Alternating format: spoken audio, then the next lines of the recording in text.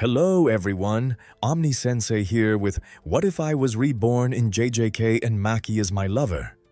Harem, Part 2. If you enjoy this content, smash the like button. If you haven't already, subscribe to the channel. Don't forget to check out the original story linked in the description. Maki grimaced, looking genuinely pained at what she was about to say. "I'm going to have to talk to my idiot teacher," she grumbled, her grip tightening slightly on his shirt. "I'm going to ask Gojo to take you in at Jujutsu High. It's the safest place for you right now, and they have the facilities for me to actually train you without breaking any more of your kitchenware." She paused, glaring at him with a sudden, fierce protectiveness. "But if you agree to this, you have to promise me you will ignore exactly 99% of what comes out of Gojo's mouth. The man is a menace." Ren had to bite the inside of his cheek to stop a triumphant smile from breaking through. "It was perfect. I'll ignore whatever you want me to," Ren said softly, his hand reaching up to brush a stray strand of green hair behind her ear. "As long as I get to stick with you." Maki let out a soft huff, the fierce glare melting back into a flushed, incredibly fond look. "You're too smooth for your own good. You know that?" Ren's thumb paused in its gentle motion against her cheek. He let out a slow, deliberate hum, his dark eyes sparkling with a dangerous amount of amusement. "I just thought of something, boss," Ren said, his voice dropping into a conspiratorial whisper. Maki eyed him suspiciously. "What? You said this Gojo guy is a menace, right? The kind of guy who pries into everything. He is the physical embodiment of a headache," Maki confirmed with a heavy sigh. "Why?" Ren leaned in just a fraction closer. "Well, if we go to him, how exactly are you planning to explain my sudden power-up?" Maki blinked. Her brain, usually so flawless in its tactical analysis, suddenly hit a massive brick wall. "Are you?" Ren continued, a wicked, teasing smirk breaking across his face. "Going to march up to the strongest sorcerer in the world, look him dead in the eye, and tell him that you and I slept together, and I instantly caught your superhuman STD?" For a full 3 seconds, there was absolute silence in the apartment. Then the realization hit her. The flush that rushed up Maki's neck didn't just paint her cheeks red. It practically set her entire face on fire. Her eyes blew wide in sheer, unadulterated horror as her brain aggressively supplied exactly how that conversation would go. She could already hear Gojo's obnoxious, cackling laughter. She could vividly picture him pulling down his blindfold, buying party poppers, and loudly announcing to the entire campus that Maki's boyfriend absorbed her powers through the magic of intimacy.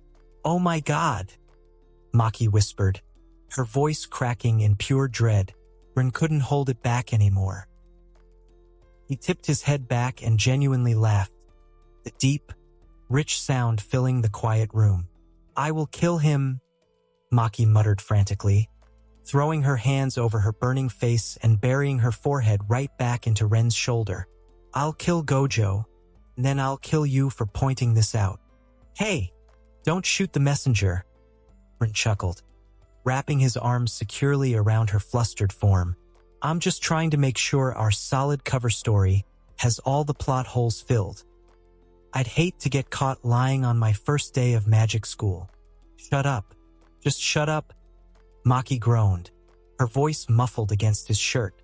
"I'll make something up.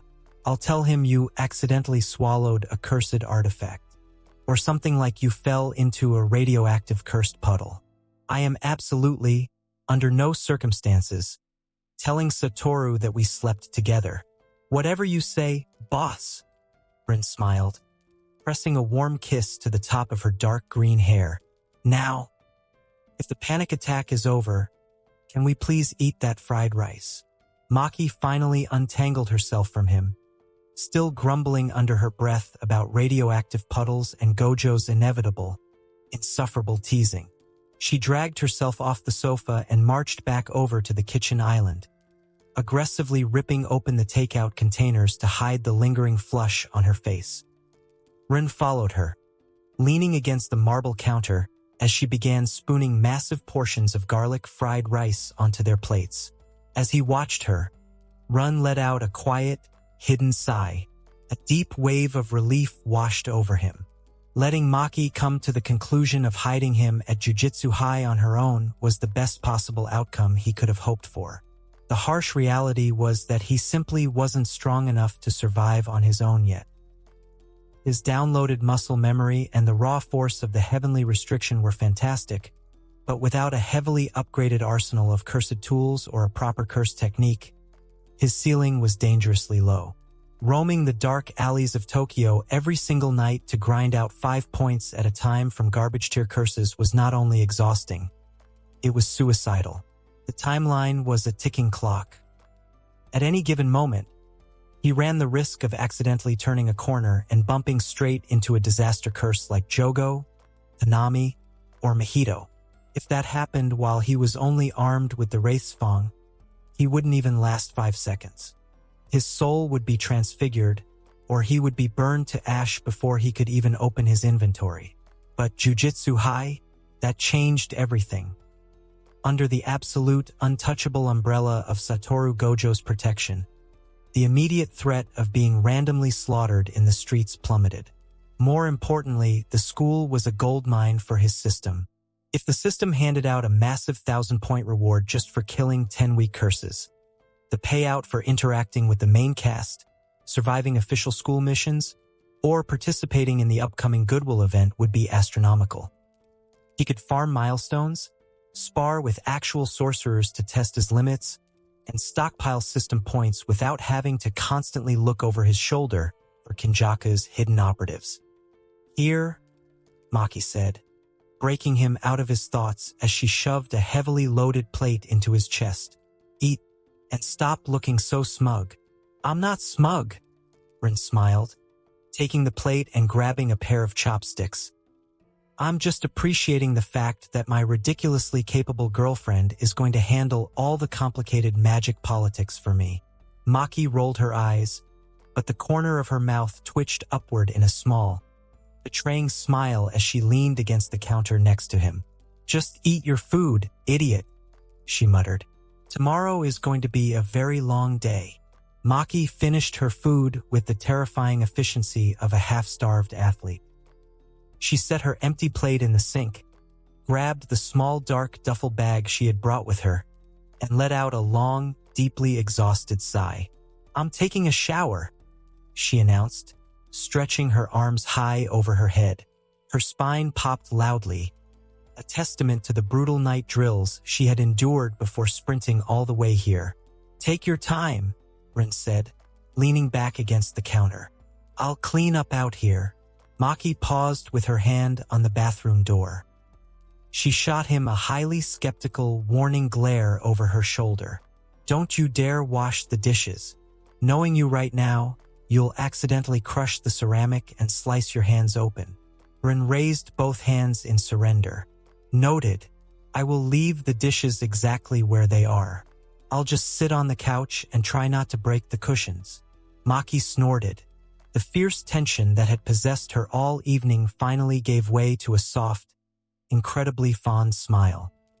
She shook her head and stepped into the bathroom. The door clicked shut, and a moment later, the steady sound of the shower turning on echoed through the quiet apartment. The water shut off a few minutes later, the sudden silence heavy in the apartment. Ren was sitting on the low green sofa, staring blankly at the dark television screen, his mind still spinning with point allocations and milestone farming, when the bathroom door finally clicked open. A thick cloud of warm, fragrant steam rolled out into the hallway. Maki stepped out into the dim light. She had a single white towel wrapped securely around her torso, the terry cloth stark against her flushed skin. Her dark green hair was completely soaked, plastered to the nape of her neck and dripping small beads of water down her bare, athletic shoulders. Run felt his breath hitch, his train of thought about Jujutsu High and system points instantly evaporating. It didn't matter how many times he looked at her. between her flawless build, the faint training bruises dusting her skin, and the fierce, uncompromising way she carried herself. She was ridiculously, heart-stoppingly gorgeous. Maki caught him staring. She paused in the hallway, tilting her head as a slow, confident smirk touched the corners of her lips. "See something you like?" she teased, her voice slightly raspy from the hot steam. "Always," Ren replied without a second of hesitation, his dark eyes tracking a single drop of water as it traced a path down her collarbone. Maki rolled her eyes, but the faint, betraying blush that crept up her neck completely ruined her tough exterior. She walked past the living room and headed straight for his bedroom, dropping her towel onto his desk chair with a casual, devastating ease that showed exactly how comfortable she had gotten in his space. Ren leaned his head back against the sofa cushions, listening to the soft rustle of fabric. When she walked back into the living room a minute later, Ren couldn't help the soft groan that escaped his throat. She had pulled on a pair of incredibly short, worn-out black shorts from her duffel bag. But for her top, she had completely bypassed her own clothes and raided his dresser again. She was wearing another one of his plain white t-shirts. The shirt was massive on her, the wide collar hanging dangerously loose over one shoulder. A deliberate, agonizing callback to the photo she had sent him on the street earlier that night. And just like in the photo, the thin, soft cotton draped over her chest in a way that made it instantly, abundantly clear she hadn't bothered to put a bra on underneath. She walked over to the sofa, towel drying the ends of her hair, completely unapologetic about the absolute weapon she was being. "You know," Ren murmured, his eyes dropping to the hem of the oversized shirt as she stood in front of him, "if you're going to keep stealing my wardrobe, I'm going to have to start charging you rent. Deal with it?" Maki fired back, tossing the damp hair towel squarely at his face. Ren caught it effortlessly with one hand. Before she could step away, he reached out, wrapping his fingers gently around her waist, and pulled her forward. Maki let out a soft yelp of surprise as she tumbled forward, landing straddled perfectly across his lap. Her hands instinctively came up to rest flat against his chest to catch her balance. She looked down at him, her amber eyes wide for a fraction of a second before melting into that warm, heavy look reserved entirely for him. "You're awfully confident for a guy who was terrified of bending spoons 10 minutes ago," Maki whispered, leaning down so her face was only inches from his. "I'm a fast learner," Ren smiled, his hands sliding up the smooth, bare skin of her thighs to rest on her hips. The heat radiating off her from the shower was intoxicating. "Besides, I think I need my expert sorcerer girlfriend to teach me a little bit more about my new physical stamina." Ren's hands gripped her waist a little tighter, but instead of pulling her down into a kiss, he suddenly shifted his weight. Without warning, Ren stood straight up from the low sofa. Thanks to the terrifying efficiency of his newly acquired heavenly restriction, the movement was entirely effortless. He scooped Maki up into a flawless princess carry, supporting her back and the back of her knees before she could even register the shift in gravity. "Hey!" Maki yelped, her hands instinctively grabbing his shoulders to steady herself. Her face flared a brilliant crimson. "Put me down. What do you think you're doing?" "Taking you to bed," Ren replied smoothly, a soft, teasing smile on his lips as he carried her down the short hallway. She felt entirely weightless in his arms. He didn't even break a sweat. "But not for training. You said it yourself, boss. Tomorrow is going to be a very long day, and dealing with your idiot teacher sounds exhausting. We need some sleep." Maki opened her mouth to argue, fully prepared to call him a coward for dodging her challenge. But the words died in her throat as he stepped into the bedroom. He gently laid her down on the mattress, his movements surprisingly tender for a guy who had just accidentally twisted solid steel. Before Maki could sit up or offer another teasing remark, Ren climbed onto the bed right behind her. He shifted his weight, pulling her back against his chest so they were securely tangled together, his arms wrapping warmly around her waist. He buried his face in the damp, fragrant strands of her dark green hair, letting out a long, deeply contented sigh. Almost instantly, his breathing slowed. The sheer mental exhaustion of grinding system points in dark alleyways, fabricating a perfect cover story, and securing his ticket into the epicenter of the jiu-jitsu world finally caught up with him. He closed his eyes, the tension melting entirely from his frame as he fell completely silent. Maki lay there for a moment, her pulse still hammering against her ribs, fully expecting him to make another move. But as the quiet seconds ticked by, she felt the steady, rhythmic rise and fall of his chest against her back. He was actually asleep. A soft, incredibly fond smile broke through her tough exterior. Moving carefully so she wouldn't wake him, Maki reached down to the foot of the mattress.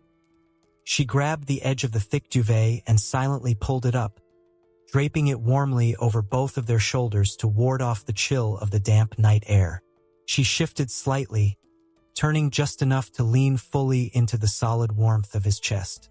She rested her cheek against his collarbone, listening to the steady, grounding thud of his heartbeat. The morning sunlight filled the living room, clearing away the tension of the night before. Run relaxed comfortably on the low green sofa, a warm mug of coffee resting in his hands. He watched quietly as Maki paced the length of the hardwood floor. She was already back in her dark jiu-jitsu high uniform, the high collar zipped all the way up. Her smartphone was gripped so tightly in her hand that Ren half expected the plastic casing to shatter under her strength. She stopped pacing, staring down at the glowing screen with a look of profound disgust. She took a deep, steadying breath, her thumb hovering over the keypad. "Problem, boss?" Ren asked gently, taking a sip of his coffee.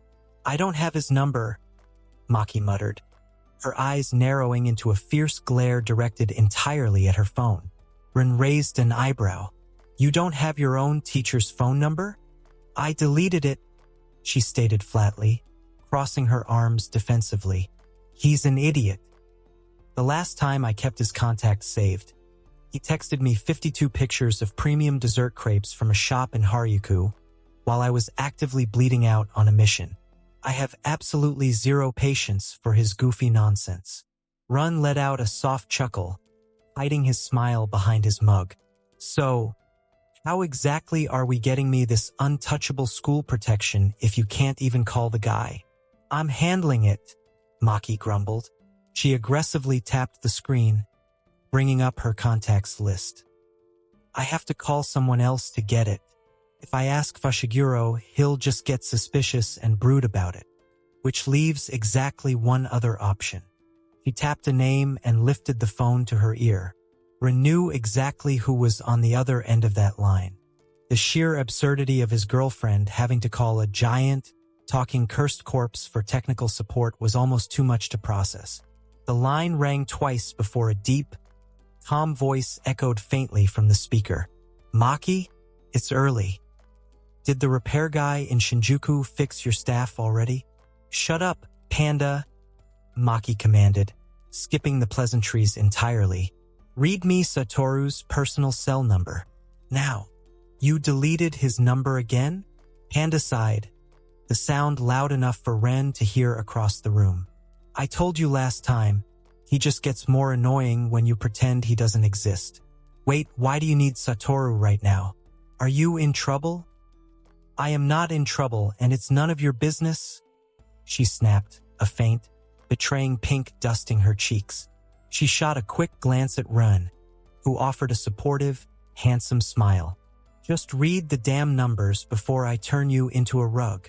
Panda dutifully rattled off the digits. Maki typed them into her dialer with aggressive, stabbing motions.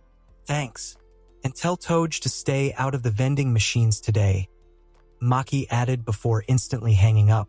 She let out another long, heavy exhale. This was it. The moment the protective civilian bubble she had kept Ren in for 16 months officially popped. She hit the call button and pressed the phone to her ear. The line barely rang once before the call connected. Maki-chan. A bright, obnoxiously cheerful voice sang through the receiver. The volume was so loud Ren could hear it clearly from the sofa. What a wonderful morning surprise. To what do I owe the pleasure? Finally realized you miss your favorite, most handsome sensei. Maki's eye twitched. Satoru, I need you to meet me at the campus gates in exactly 1 hour. And you need to clear your schedule for the morning. Oh ho? So demanding. Gojo laughed, the sound utterly carefree. And why would I do that? I have a very important meeting with a limited edition strawberry parfait in 20 minutes. Maki swallowed hard. She looked over at Ren, her combat-hardened exterior faltering just a fraction as she prepared to drop the lie they had scrambled to put together the night before. Because I'm bringing someone with me, Maki said, her voice dropping into a serious, deadpan register. A civilian. He accidentally stumbled into a cursed anomaly last night and survived. I need you to look at him. The line went completely silent. The cheerful, goofy aura radiating from the phone vanished in a split second. A civilian survived an anomaly, Gojo repeated, his voice suddenly stripped of all its playful pitch. I'll be at the gates in 45 minutes. Don't be late. The call ended. Maki slowly lowered the phone, looking at Ren with a mixture of absolute dread and fierce determination. She walked over to her heavy weapons case resting on the floor and slung it securely across her back. All right, idiot, she said, her voice firming up as she reached out to grab his hand. Time to go to magic school. Remember the plan. Keep your mouth shut, let me do the talking, and whatever you do, don't let him intimidate you.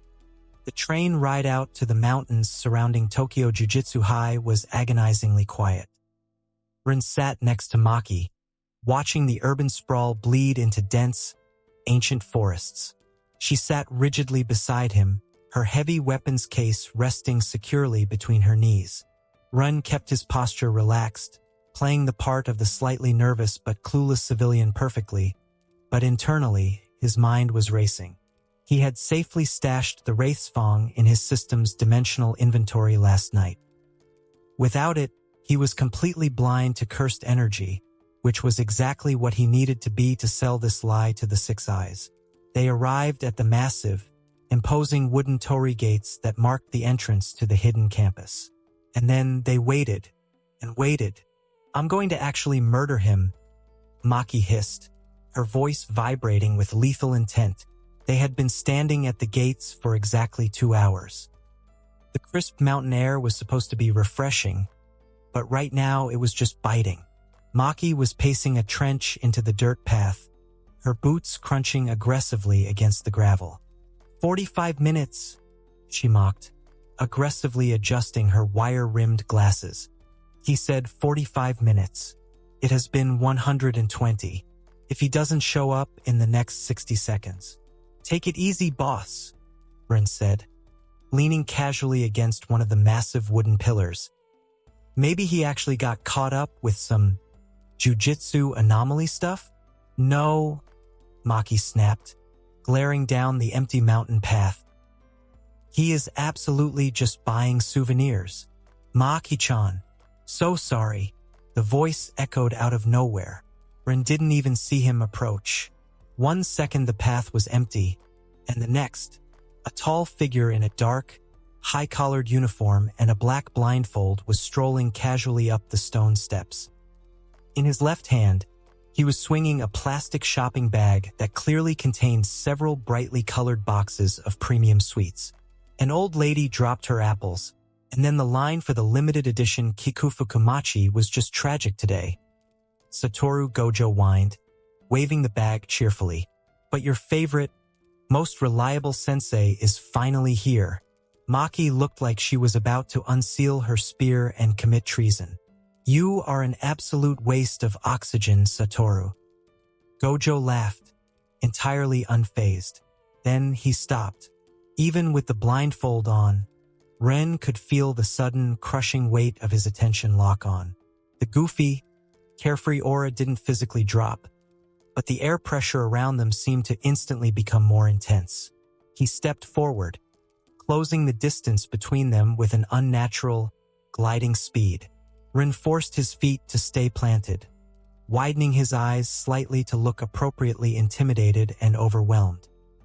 Gojo leaned down, invading his personal space until his blindfold was only inches from Ren's face. He tilted his head from side to side, humming thoughtfully as he inspected him from every angle. "Wow," Gojo breathed out, completely ignoring Maki's furious glare. He stood straight back up and clapped his hands together, his bright, obnoxious tone returning in full force. "Maki-chan, you didn't tell me you made such a handsome friend." Gojo cheered, leaning back and gesturing to Run with exaggerated flair. "Seriously, are you a male model? An actor? With a face like that, you could be on a billboard right now. I'm almost jealous." Ren's preternaturally handsome, unique trait was apparently working overtime. "His name is Ren," Maki growled. She stepped deliberately between them to break his line of sight, her protective instincts instantly flaring up. "And stop analyzing him like a lab rat. He's just a normal guy." "Normal," Gojo repeated. The wide grin stayed firmly on his face, but he tilted his head just a fraction of an inch. He reached up, hooking a single long finger under the edge of his black blindfold and pulling it down just enough to expose one piercing, impossibly bright blue eye. The 6 eyes. He stared directly at Ren, looking right through his clothes, his skin, and down to the very core of his soul. Ren kept his breathing perfectly steady, trusting the system's flawless replication. As far as Gojo could see, Ren was fundamentally just a guy stripped of typical cursed energy, possessing the exact same physical density and civilian-level flicker as Maki. Well, Gojo murmured, the playful lilt in his voice twisting into something far more dangerous and deeply curious. He let the blindfold snap back into place with a soft thwack. "Let's go inside, shall we? We have a lot to talk about, Rinkuin." Gojo led them through the winding, traditional wooden corridors of Tokyo Jujutsu High, his long strides forcing Ren to actively suppress his enhanced speed just to maintain a normal civilian walking pace. They eventually entered what looked like an empty classroom. Gojo casually hopped backward, seating himself right on the edge of the teacher's desk. He crossed his long legs, resting his hands on his knees, and offered a bright, expectant smile. "All right, Maki-chan. Let's hear it," Gojo said, his tone deceptively light. "Tell Sensei all about this mysterious anomaly." Maki stood rigidly in the center of the room. She kept herself positioned slightly in front of Ren, acting as a physical shield. He took a deep breath, reciting the lie they had frantically cobbled together. Ren was walking home from his shift in Harajuku, Maki started, her voice tight but steady. He cut through an alley. There was a puddle, a remnant of a cursed spirit that hadn't fully dissipated. He slipped, fell into it, and absorbed some kind of strange residual miasma. Woke up the next morning, and his physical strength had completely mutated to match mine. For exactly 3 seconds, the classroom was dead silent. Gojo didn't move. The playful smile remained plastered on his face, but he slowly tilted his head. He reached up, tapping a long finger against the bridge of his nose, right where the black fabric of his blindfold rested. "Easy, strike one," Gojo chimed, making a loud, obnoxious buzzer noise with his mouth. Maki stiffened. "I'm telling you what happened." Maki, Gojo interrupted, letting out a long, dramatic sigh as if he were dealing with a toddler who had just lied about eating a cookie. "Did you forget who your teacher is? The 6 eyes don't just see cursed energy. They see the flow of the world. They see everything." Gojo leaned forward, the goofy demeanor vanishing for a split second, replaced by the terrifying, absolute authority of the strongest sorcerer alive. If he had fallen into a puddle of cursed miasma, I would see the residue staining his soul. Maybe see the chaotic, mutated flow of foreign energy trying to force its way into his biology, Gojo stated clinically. He pointed a single finger right at Ren's chest. But there is absolutely no foreign cursed energy inside him. In fact, his cursed energy has been completely squashed down to near zero levels. His physical density, his muscle fibers, his bone structure, they are a flawless one-to-one mirror of your specific heavenly restriction. Maki swallowed hard. The color began to drain from her face. Gojo leaned back, tapping his chin thoughtfully. The playful, childish aura rushed right back in, but this time, it was laced with a wickedly sharp realization. A heavenly restriction is a biological binding vow, stamped onto the soul at birth. It can't be caught like a cold, Gojo mused aloud, his voice dripping with theatrical suspense. For his body to suddenly rewrite its own biology to perfectly match yours, well, that would require an incredibly profound, deeply intense merging of two bodies and souls. A physical exchange so intimate that the boundary between your latent curse and his normal body completely blurred. Rin watched as Maki completely stopped breathing. "Wait a minute," Gojo gasped, throwing both hands over his mouth in an exaggerated show of shock. Even through the blindfold, Rin could feel the terrifyingly perceptive blue eyes lock onto Maki's blazing red face. "Maki-chan, did you?" Maki didn't answer. She was staring a hole directly into the wooden floorboards. The flush that had started at her cheeks had now completely consumed her entire face, painting her neck and the tips of her ears a brilliant, violent shade of crimson. Her shoulders trembled slightly, entirely stripped of her usual fierce, uncompromising bravado. "Oh, my God," Gojo whispered, absolutely delighted. "Shut up," Maki choked out, her voice barely a squeak.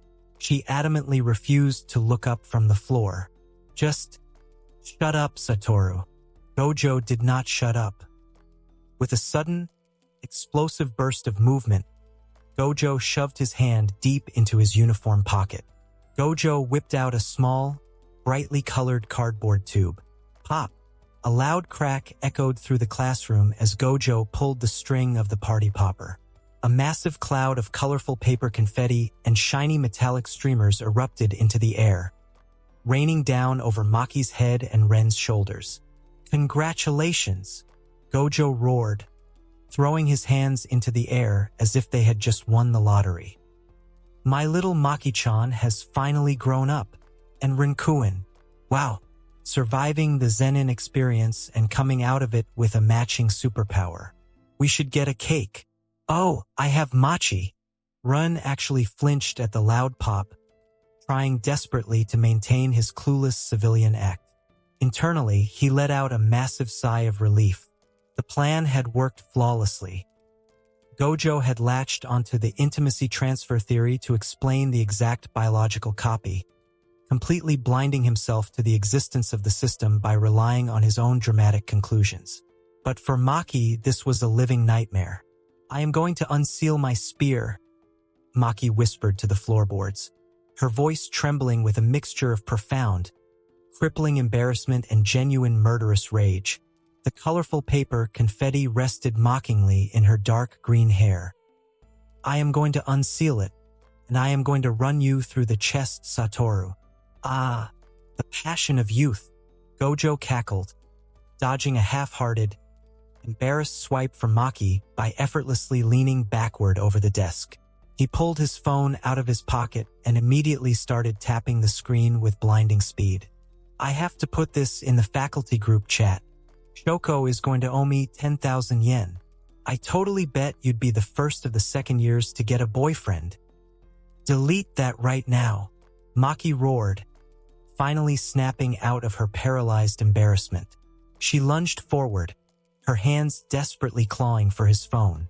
"Can't touch this," Gojo sang out, easily holding the phone high above his head out of her reach. He didn't even use his infinity. He just used his massive height advantage to keep it away from her grasping hands. Send. Oops, too late. It's in the cloud now, Maki-chan. Run stood back, brushing a pink streamer off his shoulder. He put his hands up defensively. So, I take it I'm enrolled. Enrolled? Oh, absolutely. Gojo laughed, finally lowering his phone and sidestepping Maki's aggressive kick. Any guy who can survive dating our terrifying Maki and walk away with a heavenly restriction is an automatic VIP in my book. Welcome to Tokyo Jujitsu High. Rinkuen. Maki stopped attacking, her chest heaving as she glared daggers at her teacher. The brilliant red flush was still painted across her cheeks, but the immediate panic had subsided into a lethal, simmering resentment. You are not allowed to tell the other students. If Panda or Nobara find out about how this happened, I am burning this school to the ground. Gojo gasped in mock offense, clutching a hand to his chest. Maki, you wound me. I am a paragon of professional discretion. You literally just texted the school doctor to gloat about winning a bet, Rin pointed out, keeping his tone light and perfectly innocent. Gojo pointed a finger gun at him. I like this one. He's got spirit. But don't worry, Maki-chan, your secret is safe with me. I'll just tell the kids he's a special transfer student. A late bloomer. Gojo hopped off the desk, brushing a stray piece of confetti from his dark uniform sleeve. His wide, obnoxious grin softened into a sly, wickedly conspiratorial smirk as he leaned his tall frame toward Maki. Though I should probably clarify one tiny little thing, Gojo hummed, crossing his arms lazily. Maki narrowed her eyes, her grip tightening on the strap of her weapons case. What now, Satoru? That whole speech I just gave? Gojo asked, casually ticking points off on his long fingers. The one about the incredibly profound, deeply intense merging of two bodies and souls? The boundary between your latent curse and his normal body completely blurring. Maki stiffened, a sudden, terrible sense of dread pooling in her stomach. Yes, Gojo let out a sharp, entirely undignified snort. Yeah, that was complete bullshit. I totally made it up. The classroom went dead silent. Maki blinked, her combat-wired brain completely misfired. What? I mean, it sounded like solid jujitsu theory, right? Very poetic, very romantic. Gojo chuckled, waving his hand dismissively. But honestly, a heavenly restriction is etched into the soul at birth. You can't just catch it like a cold, no matter how intimate you get. It breaks basically every law of jujitsu. Gojo grinned, leaning forward and lowering his voice into a theatrical stage whisper. But I did already have my suspicions that you two were sneaking around behind my back. So, I just threw out the absolute most embarrassing, overly dramatic theory I could think of to see if you'd crack. He clapped his hands together, absolutely delighted with himself. And wow, did you crack? You practically confessed before I even finished the sentence. You played yourself, Maki-chan. Maki's face, which had finally started to cool down, instantly drained of all color. The sheer, devastating realization hit her like a runaway freight train. She had essentially outed her own love life to her incredibly annoying teacher for absolutely no reason, purely because she fell for a bluff. Maki lowered her head. The ambient temperature in the classroom seemed to drop by 10 degrees. Satoru, she whispered. Her voice was no longer frantic or embarrassed. It was eerily, lethally calm. Yes, my star pupil? Gojo hummed, completely ignoring the sheer murderous intent radiating off of her. I am going to kill you, right here, right now. Before Gojo could even laugh, Maki blurred. She didn't bother unsealing her weapon. She just launched herself at him with pure strength, aiming a devastating roundhouse kick directly at his smug head. Naturally, her shin stopped exactly 1 millimeter from his cheek, completely halted by the invisible barrier of his infinity. Gojo didn't even flinch. He just reached out and patted her ankle affectionately. Such violence! Gojo scolded lightly, effortlessly pushing her leg away. But we really should get down to business. Since Renkuin here is now walking around with a heavenly restriction, we can't exactly just let him go back to Haryuku, can we? Maki landed gracefully, though she was still glaring daggers at him, her chest heaving with exertion and lingering embarrassment. She crossed her arms, fiercely trying to rebuild her shattered pride. That's why I brought him here. He doesn't know how to control his output. And if the higher-ups or my family find out about him, they'll target him. True, true, Gojo hummed, finally dropping the goofy act as he looked at Ren. The piercing blue eye peeking out from under the blindfold seemed to weigh Ren's entire existence in a single second. The Zenin clan would absolutely love to get their hands on a brand new, male version of Maki. Gojo stood up, stretching his long arms above his head. Well, luckily for you, I'm a very generous guy, Gojo declared, pointing a thumb at his own chest. Consider yourself officially under my protection, Renkuin. A wicked, highly unhinged smile spread across Gojo's face. All right, that's enough trauma for one morning, Gojo said, waving a hand dismissively as he hopped off the desk. Maki, show him to the spare room on the second-year floor. I need to go annoy Principal Yaga into approving a completely unprecedented transfer. Maki didn't argue. She just grabbed Ren by the sleeve and pulled him toward the door. Let's go. See ya, Gojo called out as the sliding door shut. Out in the open-air corridor, Maki finally let go of his arm, rubbing her temples. I'm transferring to Kyoto, I swear.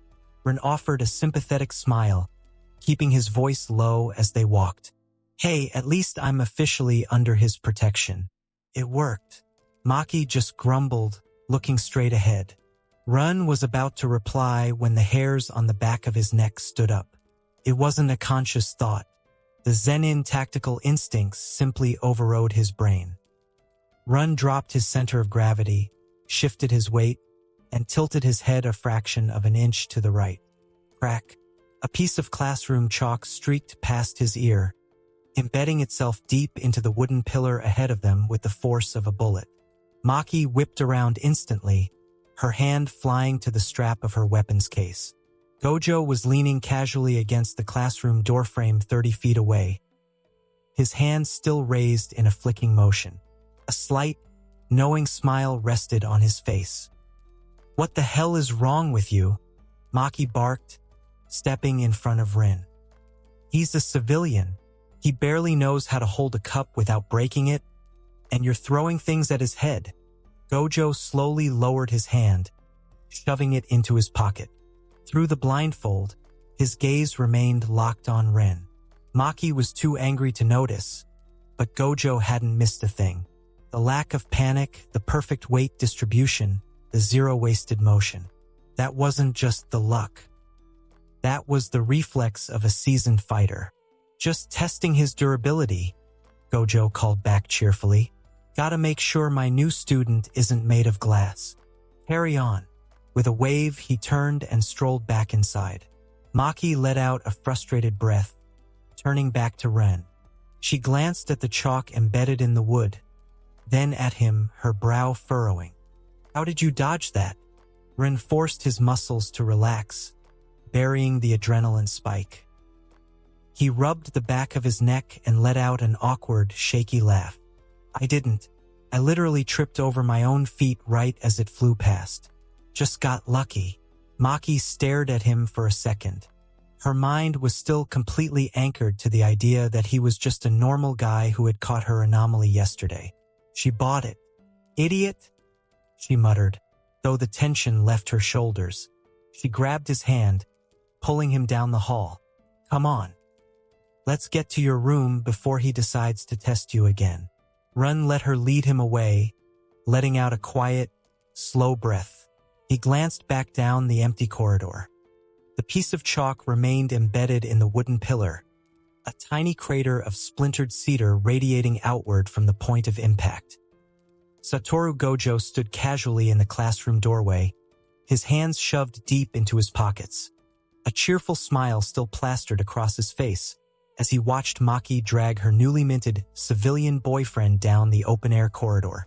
To anyone else, it looked like the eccentric teacher was just playing a cruel, slightly dangerous prank on a helpless kid. But behind the black fabric of his blindfold, the six eyes were working in overdrive, processing a tidal wave of visual and kinetic data. The smile slowly slipped from Gojo's face. Gojo tilted his head, replaying the exact sequence of events from 3 seconds ago frame by frame in his mind. When he flicked that chalk, it wasn't a playful toss. He had infused a tiny, undetectable pulse of cursed energy into the throw, propelling the small white cylinder forward with the velocity of a low-caliber bullet. A normal human brain wouldn't have even registered the sound of it cutting through the air before it struck. A civilian who had miraculously woken up with a heavenly restriction, possessing raw, untrained superhuman reflexes, would have reacted, yes. But they would have panicked. They would have overcompensated, jerking their entire body out of the way, or flailing their arms to block something they couldn't fully track. Ren did none of those things. The six eyes had seen the microscopic shifts in Ren's physiology the millisecond the chalk left Gojo's fingers. Ren's breathing hadn't spiked. His heart rate hadn't fluttered. Instead, his center of gravity flawlessly and instantaneously dropped. His weight shifted to the balls of his feet with absolute perfect balance. He tilted his head exactly 2 inches to the right. Not an inch more, not an inch less, allowing the chalk to harmlessly breeze past his ear. It was a minimalist, hyper-efficient evasion. Zero wasted motion. Absolute perfection. That's not raw strength, Gojo deduced, his brilliant blue eyes narrowing beneath the blindfold. That is instinct, and much better than that of Maki's. That is muscle memory drilled into the bone over thousands of hours of life-or-death combat. More specifically, that looked exactly like the Zenin clan's close-quarters evasion footwork. Gojo leaned his shoulder against the doorframe, letting out a low, genuinely bewildered hum. The intimacy transfer theory he had spouted earlier was, of course, complete garbage. He had thrown it out purely to fluster Maki and confirm they were sleeping together. But even playing devil's advocate, even if he entertained the profoundly absurd idea that some freak biological exchange had triggered a latent mutation in Ren's DNA to match Maki's muscle density, it still left a glaring, impossible plot hole. You cannot sexually transmit martial arts mastery and instinct. What exactly are you, Rinkuin? Gojo whispered to the empty courtyard. The mechanics of a heavenly restriction were absolute. It wasn't a cursed technique you could learn, nor was it a sickness you could catch. It was an involuntary, binding vow placed upon a sorcerer's body at the exact moment of their birth. It was the universe enforcing an equivalent exchange to maintain natural balance. For Toji Fushiguro, and now Maki, the universe stripped away their cursed energy in exchange for a body that broke the laws of physics. Ren was a normal teenager. He had a normal civilian life. He wasn't born with a restriction. The six eyes confirmed that Ren's cursed energy levels were currently sitting at that same near-zero civilian squash threshold as Maki's. So how in the world did his soul suddenly bypass the laws of equivalent exchange? What was the catalyst? If Ren possessed some kind of hidden, reality-warping curse technique that allowed him to copy abilities, the six eyes would see the spark of that technique carved into his brain. But there was nothing. No technique. No foreign cursed energy. Just a flawlessly replicated heavenly restriction and the battle-hardened reflexes of a seasoned killer. Gojo pushed off the doorframe, a slow smirk curling the corners of his mouth. The winding, open-air corridors of Tokyo Jujutsu High were quiet, save for the rhythmic crunch of gravel beneath their boots. Maki walked a half-step ahead of Ren, the rigid tension slowly returning to her shoulders as they approached the student dormitories. Suddenly, she stopped, turning on her heel to face him. "Listen to me," Maki said, her voice dropping into a fierce, commanding whisper. She grabbed him by the front of his denim jacket, pulling him in close so her voice wouldn't carry across the courtyard. "When we go in there, we are just acquaintances. You are a new transfer student. That is it." Ren raised an eyebrow, a slow, teasing smirk pulling at the corner of his mouth. "You're breaking up with me already, boss? I haven't even seen my room yet." "I am serious, Ren," she hissed, though a faint pink dusted her cheeks. She tightened her grip on his jacket. "You don't know my classmates. Panda has no concept of boundaries. Toj will just egg him on. And the first years, Nobara is an absolute menace. If they find out we're dating, let alone how you supposedly got your strength, they will never, ever let me live it down. It's a nightmare." Ren's smirk softened into a genuine, reassuring smile. He reached up, gently resting his hands over hers where they gripped his jacket. "I get it," Ren murmured softly. "Cold, distant, and completely professional. I'm just the clueless new guy. Your secret is safe with me." Maki let out a long, heavy exhale, her grip loosening. "Good. Don't do anything stupid." She let go of him, cleared her throat to rebuild her tough, uncompromising exterior, and turned the corner into the main student common area. Rin followed right behind her, stepping into the sunlit courtyard. It wasn't empty. Sitting on the wooden steps of the dorms were three very distinct figures. A tall, spiky-haired boy with a permanent scowl was tossing a cursed tool back and forth in his hands.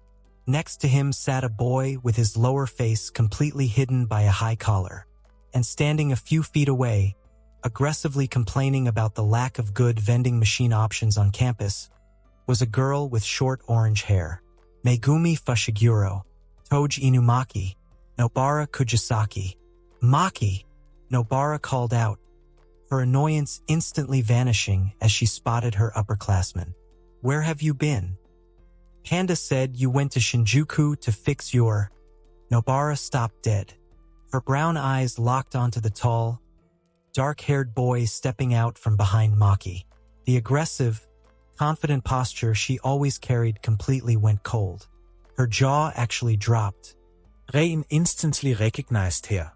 He kept his expression perfectly blank, slipping flawlessly into his customer service persona, though internally, he was bracing for an absolute disaster. Megumi stopped tossing his weapon, his dark eyes narrowing analytically as he took in Ren's relaxed, civilian-like posture. Toj tilted his head. "Kelp, everyone, shut up," Maki announced loudly. Taking command of the space with her usual bossy authority, she gestured stiffly toward Ren. "This is Ren. He's a special transfer student. He's going to be staying in the second-year dorms starting today." Nobara's finger shot out, pointing directly at Ren's face. Her face flushed a brilliant, violent pink, caught halfway between sheer embarrassment and explosive outrage. "You!" Nobara sputtered, her voice cracking an octave higher than normal. "You're the retail guy from the boutique." Maki blinked, looking back and forth between them in genuine confusion. "You two know each other?" "No." Nobara yelled defensively, aggressively crossing her arms. She absolutely refused to admit in front of Megumi and Maki that she had tried, and failed, to get this guy's number. I bought a jacket from him yesterday, and yeah, he's a civilian. Why the hell is a retail worker transferring to Jujutsu High?" Before Ren could invent a lie to smooth over the situation, the air behind them warped with a sudden pressure. Now, Nobara, don't be rude to our newest guest." Satoru Gojo stepped out from the shadows of the corridor, looking entirely too pleased with himself. He strolled into the center of the courtyard, wrapping a long arm casually around Ren's shoulders. Ren forced himself to stumble slightly under the weight. "Rinkuin isn't just any transfer student," Gojo announced brightly. his blindfolded gaze turning specifically toward Maki. A wickedly conspiratorial smirk spread across his face. He is a very good friend of Maki's. A very, very good friend. They are incredibly close. Maki's face instantly went rigid. The vein in her forehead practically pulsed as her hand twitched toward her weapons case. Satoru, I swear to God. In fact, they are so close, Gojo continued, practically singing the words as he ignored Maki's murderous intent. That Renkuin seems to have caught a bit of Maki's physical conditioning. Isn't that right, Renkuin? Just lucky, I guess, Ren replied smoothly, offering a sheepish, perfectly innocent smile to the group. Megumi's scowl deepened. He looked at Ren, then at Maki, sensing the bizarre, heavy tension in the air. That makes no sense. You can't catch physical conditioning. Details, Megumi. Gojo laughed, waving his free hand dismissively.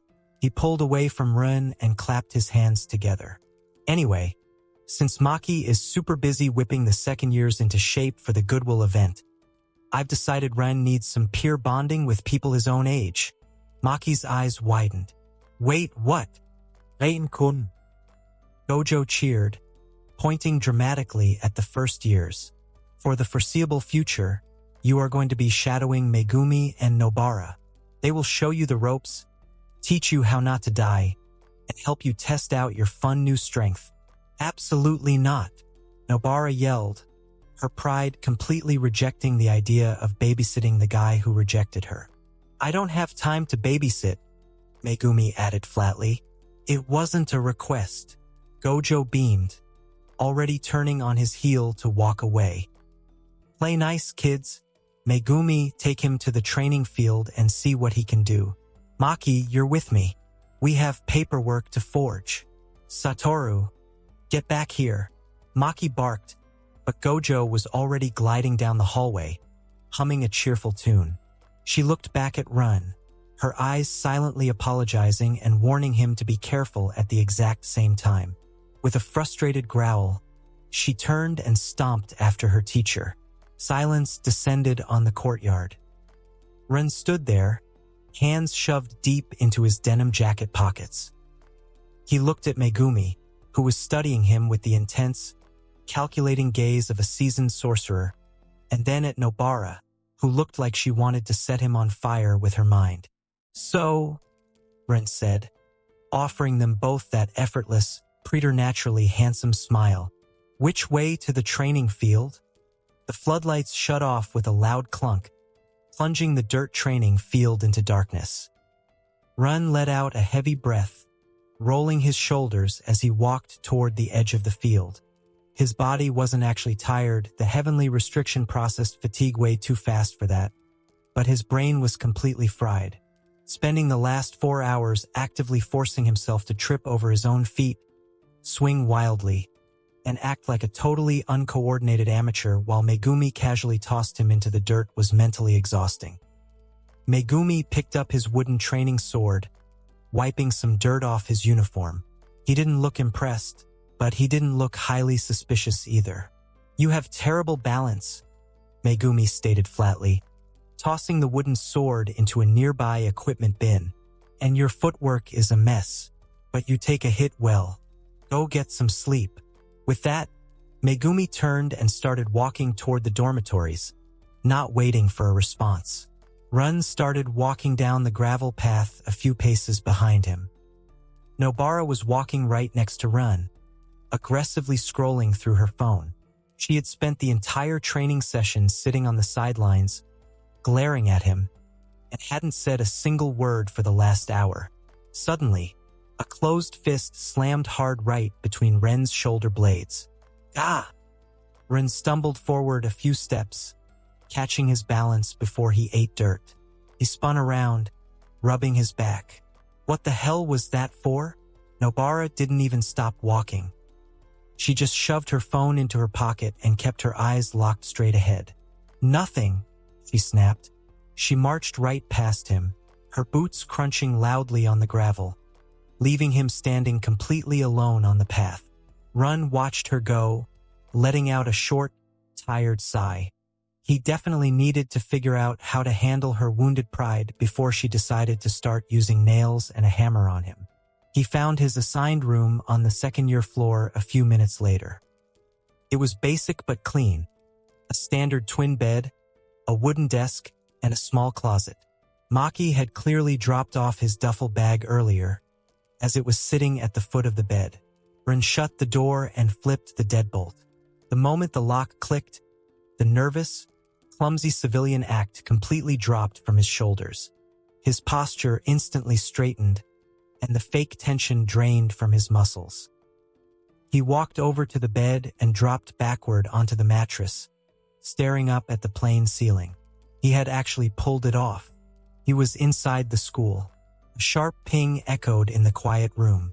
The space directly above him lit up with the crisp, translucent blue glow of the system interface. Achievement unlocked. Admission to Tokyo Jiu-Jitsu High. Achievement unlocked. Admission to Tokyo Jiu-Jitsu High. Reward acquired. 3,500 system points. Reward acquired. Grade 2 Cursed Tool. Nightfall. Katana. Ren blinked, the bright blue text reflecting in his dark eyes. A slow, genuine smile broke across his face. 3,500 points. That was a massive payout compared to the 5 points per kill he was grinding in the Harajuku alleys. But the second reward was what really mattered. Inventory, he muttered into the quiet room. The gray grid materialized next to the notification screen. Sitting in the second slot, right next to his tanto, was a long, sleek katana with a dark, tightly wrapped hilt. He didn't pull it out to inspect it. He couldn't risk Gojo randomly teleporting into his room or Maki walking in to check on him while he was holding a massive cursed sword. But just knowing it was there shifted his entire tactical approach. The tanto was fine for close-quarter stealth, but a katana gave him the actual reach he needed to survive a real fight. Ren swiped his hand through the air, dismissing the screens. The room plunged back into the dim light of the street lamp filtering through his window. Current balance, 5,045 system points. He reached over, kicked his shoes off, and closed his eyes. The real work started tomorrow. Sunlight hit Ren's face, waking him up before his phone alarm could go off. He sat up, rubbing the back of his neck. The twin mattress was stiff, but his body didn't ache at all. That was the one undeniable perk of having Maki's physical stats. 8 hours of sleep felt like he had just spent a week at a luxury spa. He swung his legs over the side of the bed, his bare feet hitting the cold wooden floor. The dorm room was quiet. As he sat there, the adrenaline of yesterday's chaotic transfer finally wore off, leaving his brain clear to actually process what had happened. Specifically, Satoru Gojo. Ren leaned forward, resting his elbows on his knees. He let out a slow, heavy breath. He pushed himself off the bed. The cold wooden floorboards grounded him. There was no point stressing over Satoru Gojo right now. If the strongest sorcerer alive wanted to expose him, he would have done it yesterday in the classroom. Gojo was playing a game, and for now, Ren just had to keep playing his part. He walked over to his duffel bag, pulled out a clean black t-shirt and his denim jacket, and quickly got dressed. He didn't have a high-collared school uniform yet, which made him stick out even more, but he couldn't do anything about that. He unlocked his door and stepped out into the open-air hallway of the second-year floor. The crisp morning air of the mountains hit him immediately. A few doors down, the sounds of a very weird breakfast argument echoed from the communal kitchen. "I'm just saying," a deep, calm voice rumbled. "It's suspicious. Satoru doesn't just bring random civilians here. And he certainly doesn't put them on our floor. He's a transfer student, Panda. Drop it." Maki's voice snapped back, sharper than usual. "Tuna mayo," a second voice added flatly. Ren shoved his hands into his pockets and walked toward the kitchen. He rounded the corner and leaned casually against the doorframe. Maki was standing by the counter, aggressively buttering a piece of toast. Sitting at the small dining table was a giant, black and white panda bear wearing thick armbands. Next to him sat a guy with platinum blonde hair, the bottom half of his face completely buried behind the high collar of his uniform. Maki saw Ren first. She instantly stiffened, dropping her butter knife onto her plate with a loud clatter. She forced her shoulders to relax and cleared her throat, her expression completely blank. "Morning, morning," Ren replied smoothly. He kept his distance, playing the polite stranger. "Hope I'm not interrupting." The giant panda turned around in his chair. His beady black eyes locked onto Ren, studying him from head to toe. "You don't look like a sorcerer," the panda said. His voice was deep, but it sounded completely casual. Ren blinked. He knew exactly what panda was, but seeing a 6-foot bear sitting at a kitchen table in real life was still jarring. "I'm not," Ren said, staying near the doorway. "Just a normal guy." "He's the anomaly Satoru found," Maki cut in quickly. She picked up her butter knife again, focusing way too hard on her toast. He tripped into some cursed residue in Harajuku. It messed up his physical limits. Satoru dragged him here so he doesn't accidentally kill someone by opening a door too hard. Panda rubbed his furry chin, leaning back in his chair. "An anomaly, right?" And Satoru decided the best place for him was the room directly across from yours. Maki's knife stopped moving. It was the only clean room left. "Benito Flakes," the guy with the high collar muttered. He looked back and forth between Maki and Ren, his eyes narrowing slightly in skepticism. Ren figured he needed to step in before Maki snapped her knife in half. He walked into the kitchen, keeping his posture slouched and relaxed, and pulled out a chair next to the table. "Look," Ren said, making sure he sounded a little tired and out of his depth. "I don't really know how any of this jujitsu stuff works. The guy with the blindfold told me I had to come here or I'd get locked up by some higher-ups. I'm just trying not to cause trouble." Panda stared at him for a few seconds. Then the bear reached a massive, heavy paw across the table. "I'm Panda." "That's Toj. Welcome to the second-year floor." Ren reached out and took the paw. Felt like gripping thick, coarse carpet. Panda gave a sudden, firm squeeze. It wasn't enough to break a bone, but it was definitely a test to see how a normal guy would react to a cursed corpse's strength. Ren didn't wince. Thanks to the heavenly restriction, the pressure felt like nothing more than a firm handshake. He just squeezed back politely and let go. Panda's black eyes watched him closely for a second before he pulled his arm back. He didn't say anything, but he clearly noted the lack of reaction.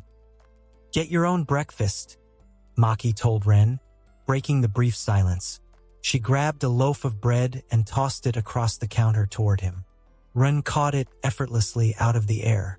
He noticed Toj's eyes track the quick movement. He needed to be more careful. "Thanks," Ren said, walking over to the toaster. He looked over his shoulder at the group. "By the way, Fushiguro told me to get some sleep last night, but he didn't tell me what I'm actually supposed to do today. Do I have classes?" "Satoru is your handler," Panda said, grabbing a piece of fruit from a bowl. "Which means you probably won't have a real schedule. He'll just show up and drag you somewhere when he feels like it." Right on cue, heavy footsteps echoed from the wooden hallway outside the kitchen. "Good morning, my wonderful students." Satoru Gojo strolled into the kitchen, ducking slightly to fit through the doorframe. He wasn't holding any sweets today. His hands were shoved into his pockets, and his signature grin was firmly in place. Maki let out a long, exhausted sigh. "What do you want, Satoru?" "We have morning training." "You guys have training," Gojo corrected cheerfully. He pointed a long finger at Ren, who was standing by the toaster. "Renkuin and I are going on a field trip." Ren stopped opening the bread tie. "A field trip?" "Yep." Gojo clapped his hands together. Since you have all this fun new strength, we need to see how you hold up in a real live-fire environment. Nobara is waiting for us by the front gates. Maki immediately turned around, stepping between Gojo and Ren. Absolutely not. He doesn't have any combat experience. He barely knows what a curse looks like. You can't just throw him into a mission. Relax, Maki-chan, Gojo smiled, though his tone was final. It's a low-level sweep in an abandoned building downtown. A standard grade 3 mission. Besides, I'll be there to make sure our new guest doesn't get a scratch on him. Gojo lowered his head slightly, the black blindfold pointing directly at Ren. So, what do you say, Renkuin? Ready to see the real jujitsu world? Maki stood entirely still by the kitchen counter, her grip on the butter knife white-knuckled. She shot Ren a hard look that clearly communicated a threat. Don't do anything stupid. Ren just offered a mild shrug and followed Gojo out of the dorms. The walk to the front gates was quiet. When they reached the imposing wooden torii gates, 2 figures were already waiting. Nobara was aggressively kicking a loose piece of gravel across the dirt path. Megumi stood a few feet away, leaning against a wooden pillar with his arms crossed, watching them approach with his usual analytical stare. Look who finally made it, Nobara muttered. She pointed a sharp finger at Ren. I thought you were supposed to be shadowing us, not getting personal escorts. Special treatment. Just following the tour guide, Ren said, keeping his hands shoved deep in his pockets. All right, kids, gather around. Gojo clapped his hands together. He reached into his dark uniform jacket and pulled out a hard plastic case. Without warning, Gojo whipped it directly at Ren's face. Ren let his hands snap up, catching the case right before it hit his nose. He kept his grip loose, actively suppressing the urge to crush the plastic. Megumi's eyes narrowed slightly at the quick catch. Open it up, Gojo cheered. Ren popped the latch. Inside sat a pair of thick, wire-rimmed glasses with slightly tinted lenses. They looked identical to the ones Maki wore. Since your cursed energy levels are practically 0, you're blind to the real world, Gojo explained, tapping the side of his own blindfold. Put those on. They're infused with cursed residue. It'll let you see the ugly things we're about to hunt. Ren slid the glasses onto his face. The tint barely changed the lighting, but it gave him the perfect way to react to curses without having to use Wraith's Fong. Perfect fit, Gojo grinned. He checked a sleek watch on his wrist and let out an exaggerated gasp. Oh, look at the time. I have a very important, highly classified appointment to attend. Nobara crossed her arms. You're going to buy sweets, aren't you? I am managing interschool relations, Gojo corrected smoothly, already turning on his heel. Anyway, the location is an abandoned building downtown. Standard grade 3 sweep. Megumi has the details. You kids clear the area. I won't take much time. Catch you in a bit. Before any of them could complain, Gojo raised a hand and casually strolled down the mountain path, moving with his unnatural, gliding speed until he disappeared. Silence settled over the gates. Megumi pushed off the wooden pillar. Let's go. We're wasting time. He turned and started walking down the stone steps toward the train station. Nobara fell into step right beside him, deliberately leaving Ren to walk a few paces behind. Ren adjusted the glasses on the bridge of his nose. Listen, Nobara said, not looking back at him. Her boots hit the pavement with heavy, aggressive thuds. Just because you have strength doesn't mean you know how to fight. Stay in the back. If you get in my way, I'm using you as a human shield. Understood, Ren said mildly. Megumi glanced over his shoulder, his dark eyes scanning Ren's relaxed posture. Keep your guard up. A grade 3 might sound low, but they can still tear a person apart. If you see something move, don't freeze. I'll do my best, Ren replied, offering a nervous, entirely fake smile. The train ride into the city was short. By the time they reached the abandoned apartment complex, the afternoon sun was struggling to push through the thick, gray clouds. Megumi pushed open the rusted chain-link fence. He formed a hand sign. Shadows bubbled at his feet, and a large black hound pulled itself out of the darkness. "Stay behind the dog," Megumi told Ren, not looking back. "Don't wander off." Ren adjusted the wire-rimmed glasses Gojo had given him. "Got it." They walked into the ground floor lobby. The air temperature immediately dropped. Through the tinted lenses, Ren saw ugly black and purple smears of cursed energy staining the peeling wallpaper and ceiling. It didn't look like the faint residue of a low-level curse. It looked dense, heavy. Megumi stopped. The black hound let out a low, vicious growl, staring up at the ceiling above them. "Something's wrong," Megumi muttered. The concrete ceiling exploded. A massive bulk of rotting flesh and bone dropped directly onto the black hound, crushing it back into shadows. Dust and debris blasted outward, forcing them to cover their faces. Nobara coughed, waving her hand through the dust. "What the hell is that?" The curse stood up. It was easily 9 feet tall, shaped like a hunched, overgrown gorilla but covered in hardened, bone-like armor plates. 6 glowing eyes blinked erratically on its face. The cursed energy rolling off it was so thick it made the air physically vibrate. Megumi took a quick step back, his hands instantly forming a new sign. "Kujisaki, get back. The intel was wrong. This isn't a grade 3. It's a high grade 2, borderline grade 1. You think I'm running?" Nobara yelled. She pulled a hammer and 3 nails from her skirt.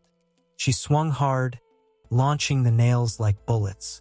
They sparked with bright blue cursed energy, driving straight toward the curse's chest. The curse didn't even flinch. The nails hit its bone-plated chest and bounced off with a dull clink. It roared, a sound like grinding metal, swiped its massive arm. Nobara barely brought her hammer up in time to block. The impact threw her backward like a ragdoll.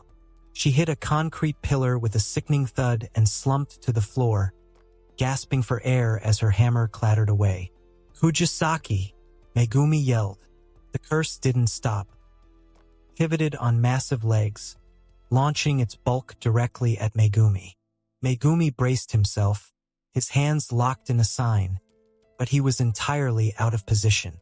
He wasn't going to be fast enough to summon anything that could take that hit. Ren let out a slow breath. Crack. The floor tiles spiderwebbed under Ren's boots. Megumi blinked. 1 second, the curse was inches away from tearing his head off. The next second, Ren was standing directly in front of him. Ren raised his left hand and caught the curse's bone-plated fist. The impact sent a shockwave of dust rolling through the lobby. Megumi's eyes went wide. The curse pushed, roaring in anger, but Ren's arm didn't budge a single millimeter. The sheer kinetic force of the punch didn't just vanish. Ren's boots dug hard into the cracked linoleum, the rubber soles smoking faintly against the friction as the monster's momentum pushed him backward. Jagged trenches tore through the lobby floor. He dropped his hips, bracing his back leg and shifting his weight to bleed off the momentum. He slid for another 3 feet before finally coming to a complete, grinding halt right in front of Megumi. Megumi stared at Ren's back, his mind completely stalling.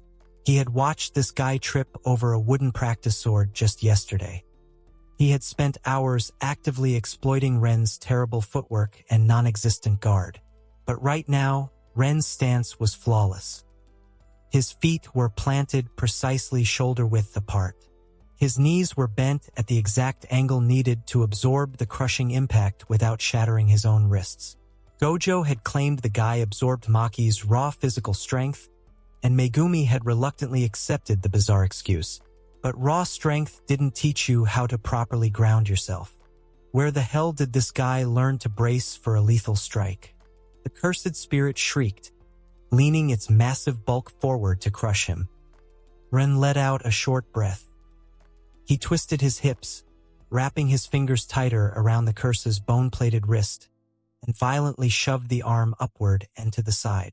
The sudden, perfectly redirected force threw the 9-foot monster completely off balance, sending it stumbling backward to crash into a rusted reception desk.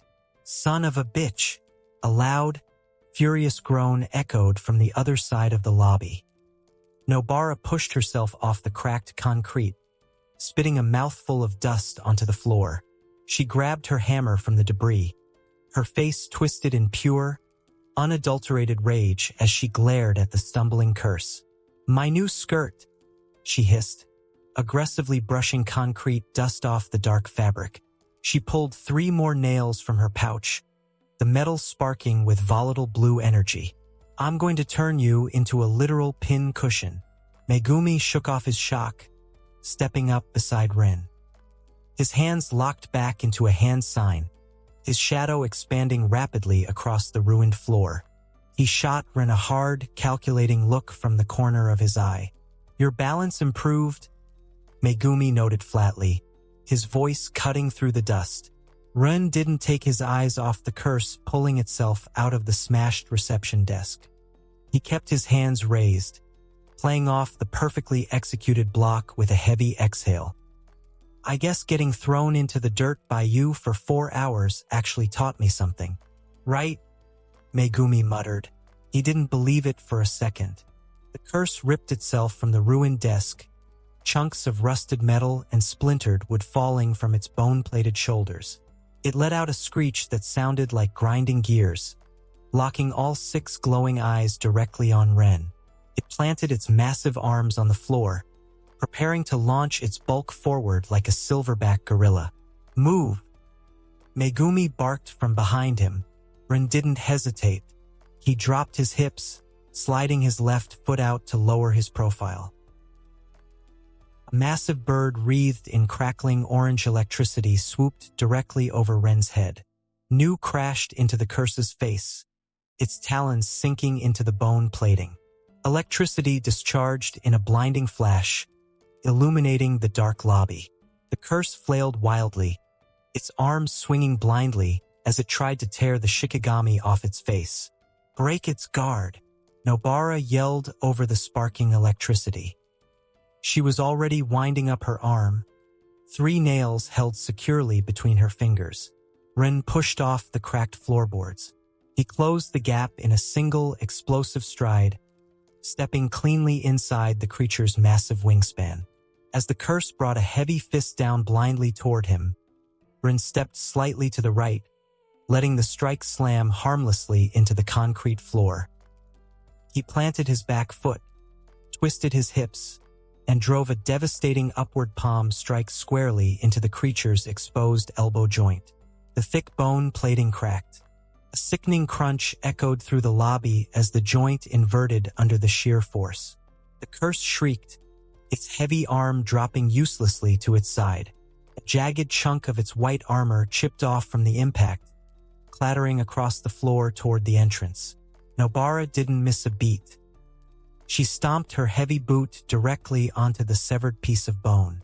She pulled a fresh nail from her pouch, rested the tip against the armor fragment, and slammed her hammer down. Resonance! Black and red spikes erupted directly from the curse's chest.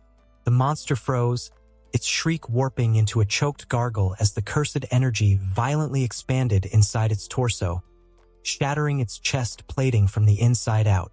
"Now!" Megumi said quietly. The shadows stretching across the lobby floor surged upward, wrapping around the curse's thick legs and anchoring it firmly to the concrete. Ren stepped perfectly into the opening. He pulled his right arm back, his knuckles tightening, and drove his fist directly into the center of the curse's shattered chest plate. The impact sounded like a mortar shell. The force of the punch blew completely through the curse's torso, sending a shockwave out its back that shattered the remaining glass in the lobby windows. The monster went rigid. Its 6 eyes rolled back, and the massive body rapidly dissolved into a heavy cloud of purple ash, raining down over the ruined floor. Silence rushed back into the building, broken only by the faint crackle of Megumi dismissing new. Run pulled his hand back, wiping the dark ash on his jeans. He forced a heavy, exhausted exhale, deliberately slumping his shoulders to play off the flawless execution. He rubbed the back of his neck, looking back at the two sorcerers. "Guess adrenaline is a hell of a drug," Rin muttered, offering a weak, shaky laugh. Megumi just stared at him. The dark-haired sorcerer didn't say a word, his hands shoved into his uniform pockets, but his dark eyes clearly communicated that he wasn't buying a single second of the act. Before Run could try to defend the lie, a closed fist slammed hard right between his shoulder blades. "Gah!" Run stumbled forward, catching himself against a concrete pillar before he ate dirt. He spun around, rubbing his upper back. Nobara stood there, casually twirling her hammer in her hand, though her breathing was still a little heavy from the fight. "You're a literal backstabber. You know that?" Ren grumbled, leaning against the pillar. "Don't get a big head," Nobara snapped, pointing the head of her hammer directly at his chest. "You just stood there and acted like a meat shield. Hoshiguro and I did the actual work." She turned on her heel, aggressively brushing a speck of ash off her pleated skirt. "And you owe me a new outfit," she added, marching toward the exit. "I'm holding you personally responsible for this." Megumi let out a quiet sigh, walking past Run to follow her out of the building. "Don't engage with her. She'll just add interest to the debt." Run watched them walk out into the overcast afternoon. He dropped the exhausted posture, rolling his shoulders to loosen the muscles, and followed them out of the ruins. The cold air hit Ren as he stepped out of the ruined lobby. Megumi was waiting near the rusted chain-link fence. He wasn't looking at the building. He was looking right at Ren. "I didn't know Maki taught you how to fight," Megumi said. His voice was completely flat. Ren stopped. He gave Megumi a weird, slightly awkward look, rubbing the back of his neck. "I mean, she showed me a thing or two. Just some basic self-defense stuff so I wouldn't be completely helpless in the city." Megumi just stared at him. His dark eyes didn't blink. "A thing or two," Megumi thought, his jaw clenching slightly. "You perfectly redirected a 2-ton impact and shattered an armor joint with an upward palm strike. That's not basic self-defense." Megumi didn't argue out loud. He just let out a quiet breath, turned around, and pushed the gate open. "Right?" Nobara was already standing on the sidewalk, aggressively jabbing her thumb against her phone screen. She hit the call button and put it on speakerphone, her boot tapping rapidly against the concrete. The line barely rang once before it clicked open. "Moshi Mosh," Gojo's bright, entirely too loud voice echoed out of the phone. "Wow, you kids cleared that out so quickly. Did Rinkuin have fun?" Nobara's eye twitched. "What do you mean so quickly? You knew, didn't you? You sent us in there knowing there was a borderline grade 1 curse." "A grade 1? No way," Gojo gasped. He didn't sound surprised at all. The paperwork clearly said grade 3. You know how those clerical errors happen at the front office. Total nightmare. Good thing I sent my 3 most capable students to handle it. "You are a liar," Nobara yelled at the phone, completely ignoring the compliment. "It threw me into a wall. I have concrete dust all over my new clothes. You are buying me a new outfit, Satoru. I swear." "Anyway," Gojo talked right over her, his tone cheerful and dismissive. "Since you finished up so early, you have plenty of time for a very important side mission. There's a bakery right near your train station selling limited edition matcha daifuku.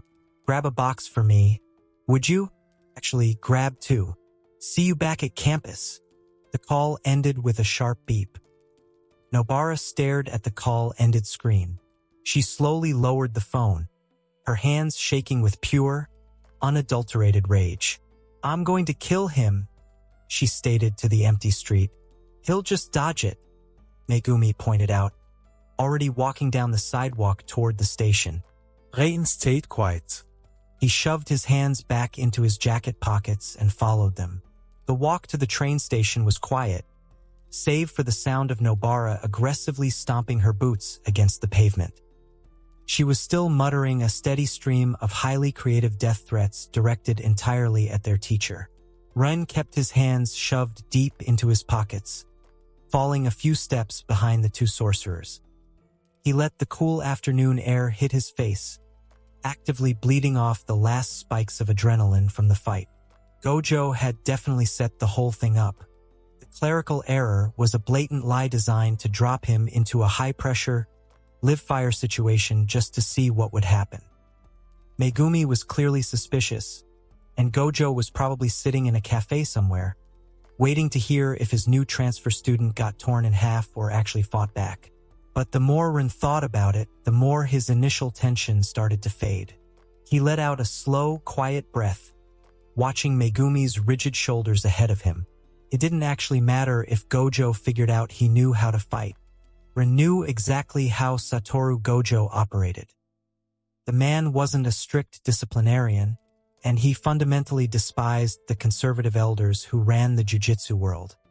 He collected talented, problematic kids like stray cats specifically to build a new generation that could annoy the establishment. If Gojo realized Ran was hiding a seasoned fighter's reflexes, he wouldn't interrogate him or hand him over to the Zenin clan. He wouldn't even care where the martial arts skills came from. He'd probably just laugh, clap his hands, and throw him at an even bigger curse next week just to see what else he was hiding. To Gojo, a mysterious kid who somehow bypassed the laws of equivalent exchange to get a heavenly restriction was just an entertaining new piece on the chessboard. As long as the system itself remained completely hidden, Ren was fine. Knowing how to throw a proper palm strike wasn't a crime. "Hey!" Nobara barked, suddenly stopping in the middle of the sidewalk and pointing a sharp finger at him. Ren blinked, snapping out of his thoughts. He stopped, instantly throwing up his usual mild customer service smile. "Yeah, I'm not using my own money to buy that blindfolded idiot his stupid sweets," she snapped, crossing her arms defensively. "You're the new guy. You're buying the daifuku." Megumi didn't stop walking, but he glanced back over his shoulder. "Don't argue with her. It's faster if you just pay." Run let out a short, tired laugh, pulling his wallet out of his back pocket. "Yeah, all right. 2 boxes of matcha daifuku coming up. Consider it a down payment on the new skirt I owe you." Nobara's eye twitched, but she didn't argue. She just turned on her heel and marched toward the green awning of the bakery down the street. Rin followed them. The bell above the bakery door chimed as they walked in. The small shop smelled heavily of roasted tea and sweet red bean paste. Nobara marched straight to the glass display case and tapped the glass aggressively. 2 boxes of the limited edition matcha daifuku, she told the clerk. She stepped to the side, crossing her arms and looking expectantly at Ren. Ren pulled a few bills from his wallet and handed them over. The clerk bagged the 2 bright green boxes and held them out. Ren reached for the paper handles. Before his fingers even made contact, he actively dialed back the tension in his forearm. He closed his hand loosely, ensuring he didn't accidentally crush the thin cardboard into a flat, sugary mess. He turned around. Nobara was already heading back out onto the street. Megumi was standing by the exit, holding the door open. His dark eyes dropped to the bag in Ren's hand for a split second before snapping back up to his face. Megumi didn't say a word. He just let the door swing shut behind them and started walking toward the station. The train ride back to the mountains was mostly silent. The late afternoon commuter crowd forced the 3 of them to stand near the doors. Run held onto the overhead bar with his free hand, keeping his posture slouched. He let the natural sway of the train move him around. From the corner of his eye, he could see Megumi watching him in the reflection of the dark train window. Ren ignored it. He pulled his phone out with his free hand and started scrolling through a news app. By the time they climbed the long stone steps back to the Tokyo Jiu-Jitsu High Campus, the sun was dipping below the tree line. Satoru Gojo was sitting on the wooden steps of the main courtyard. He didn't look like a teacher waiting for a combat report. His long legs were stretched out, and he was humming a cheerful tune. "Oh!" Gojo cheered, hopping to his feet the second they walked through the gates. "I smell matcha." He closed the distance between them with that unnatural, gliding speed and plucked the paper bag right out of Ren's hand. He peeked inside the box and let out a deeply satisfied sigh. "Perfect condition. Excellent work, kids. And nobody is missing any limbs. A very successful first field trip." "The intel was wrong," Megumi stated flatly, stopping in the middle of the courtyard. "It wasn't a grade 3. It was a high grade 2 with heavy armor plating." "Ah, the front office is terrible with paperwork." Gojo waved his free hand dismissively. He pulled a green mochi out of the box and took a bite. "They really need to hire better clerks. But you handled it. How did our new transfer student do?" "He has terrible footwork," Megumi said. His voice didn't change pitch, but he glanced at Ren. "But he didn't freeze up." "High praise from Megumi," Gojo laughed. He swallowed the sweet and turned his blindfolded gaze toward Ren. "And how about you, Renkuen? Too scary for your first time?" "It was definitely a lot," Ren said. He rubbed the back of his neck, letting out a nervous, tired laugh. "I'm just glad Fushiguro and Kujisaki knew what they were doing. I basically just stood there trying not to get killed." Nobara scoffed, crossing her arms and looking away. "At least you know your place. Don't forget you owe me a skirt." Gojo chewed thoughtfully, tilting his head just a fraction of an inch. "Well, surviving is step 1. We'll work on your terrible footwork later." "Obviously," Gojo beamed, waving his half-eaten mochi in the air. "But you're alive, and that's the most important metric of success around here. Which means..." He pointed a long, sugar-dusted finger right at Ren's chest. Congratulations, Ren-kun. "You survived your first real live-fire test. You are now officially a member of the first-year team. That means you are under my personal, highly attentive care. Welcome to the world of jujitsu sorcerers." "Great. Can I go now?"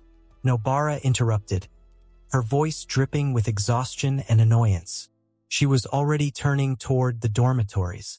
"I have a ruined skirt to mourn, and if I listen to another one of your inspirational speeches, I'm going to actually throw up." "Mission report is in your inbox," Megumi added flatly. He didn't wait for a response either. He just shoved his hands into his pockets and followed Nobara down the gravel path, completely leaving Ren behind. Gojo watched them go with a fond, exaggerated sigh, resting a hand on his hip. Ah, the youth, so rebellious, so little appreciation for their incredibly generous teacher. Ren stood there, offering a polite, awkward smile. He was fully intending to excuse himself, head back to his room, and finally check the system notifications that had been waiting for him since the fight. "Well, I should probably go find Maki," Ren started, taking a step back.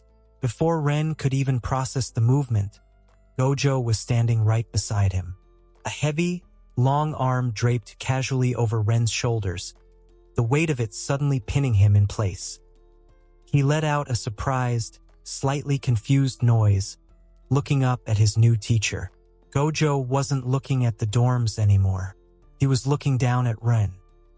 The bright, goofy smile was still plastered on his face, but the atmosphere around them had completely shifted. The air felt inexplicably heavier.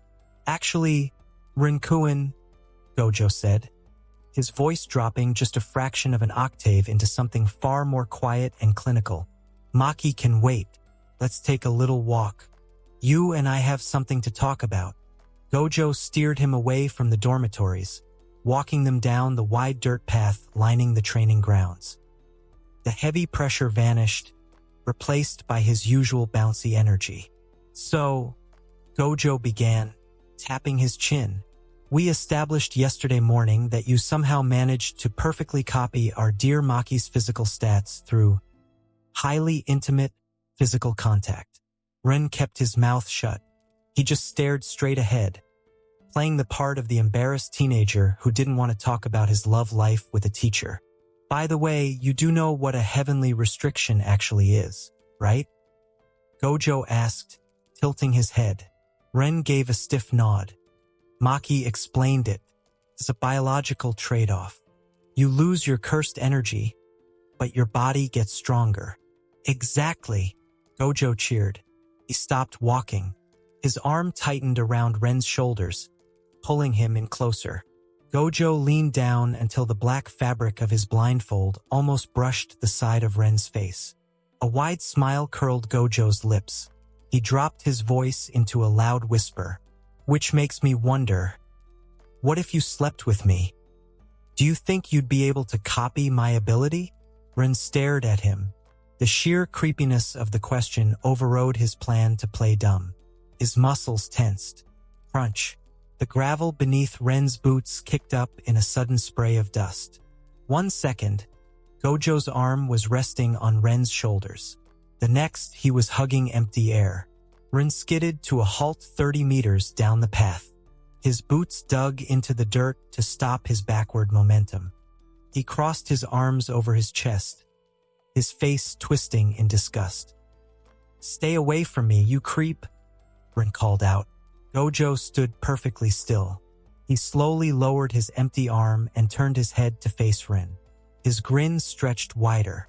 Through the blindfold, he saw the movement clearly. There was no spark of cursed energy. No technique. Just raw physical speed. "Wow," Gojo laughed, pulling his phone out of his pocket. "That was fast. I've got to put this in the group chat." Gojo shoved his phone back into his pocket. He didn't try to close the 30-meter gap immediately. He just started walking down the path at a normal, leisurely pace, waving his hand dismissively. "Relax, relax," Gojo chuckled, his tone completely shifting back to casual. "I'm just messing with you. You're not my type anyway." Ren didn't drop his guard. He kept his arms crossed, watching his teacher approach. "Actually," Gojo said, his smile softening just a bit as he stopped a few feet away, "I just wanted to let you know I'm heading out on a business trip for the next few days.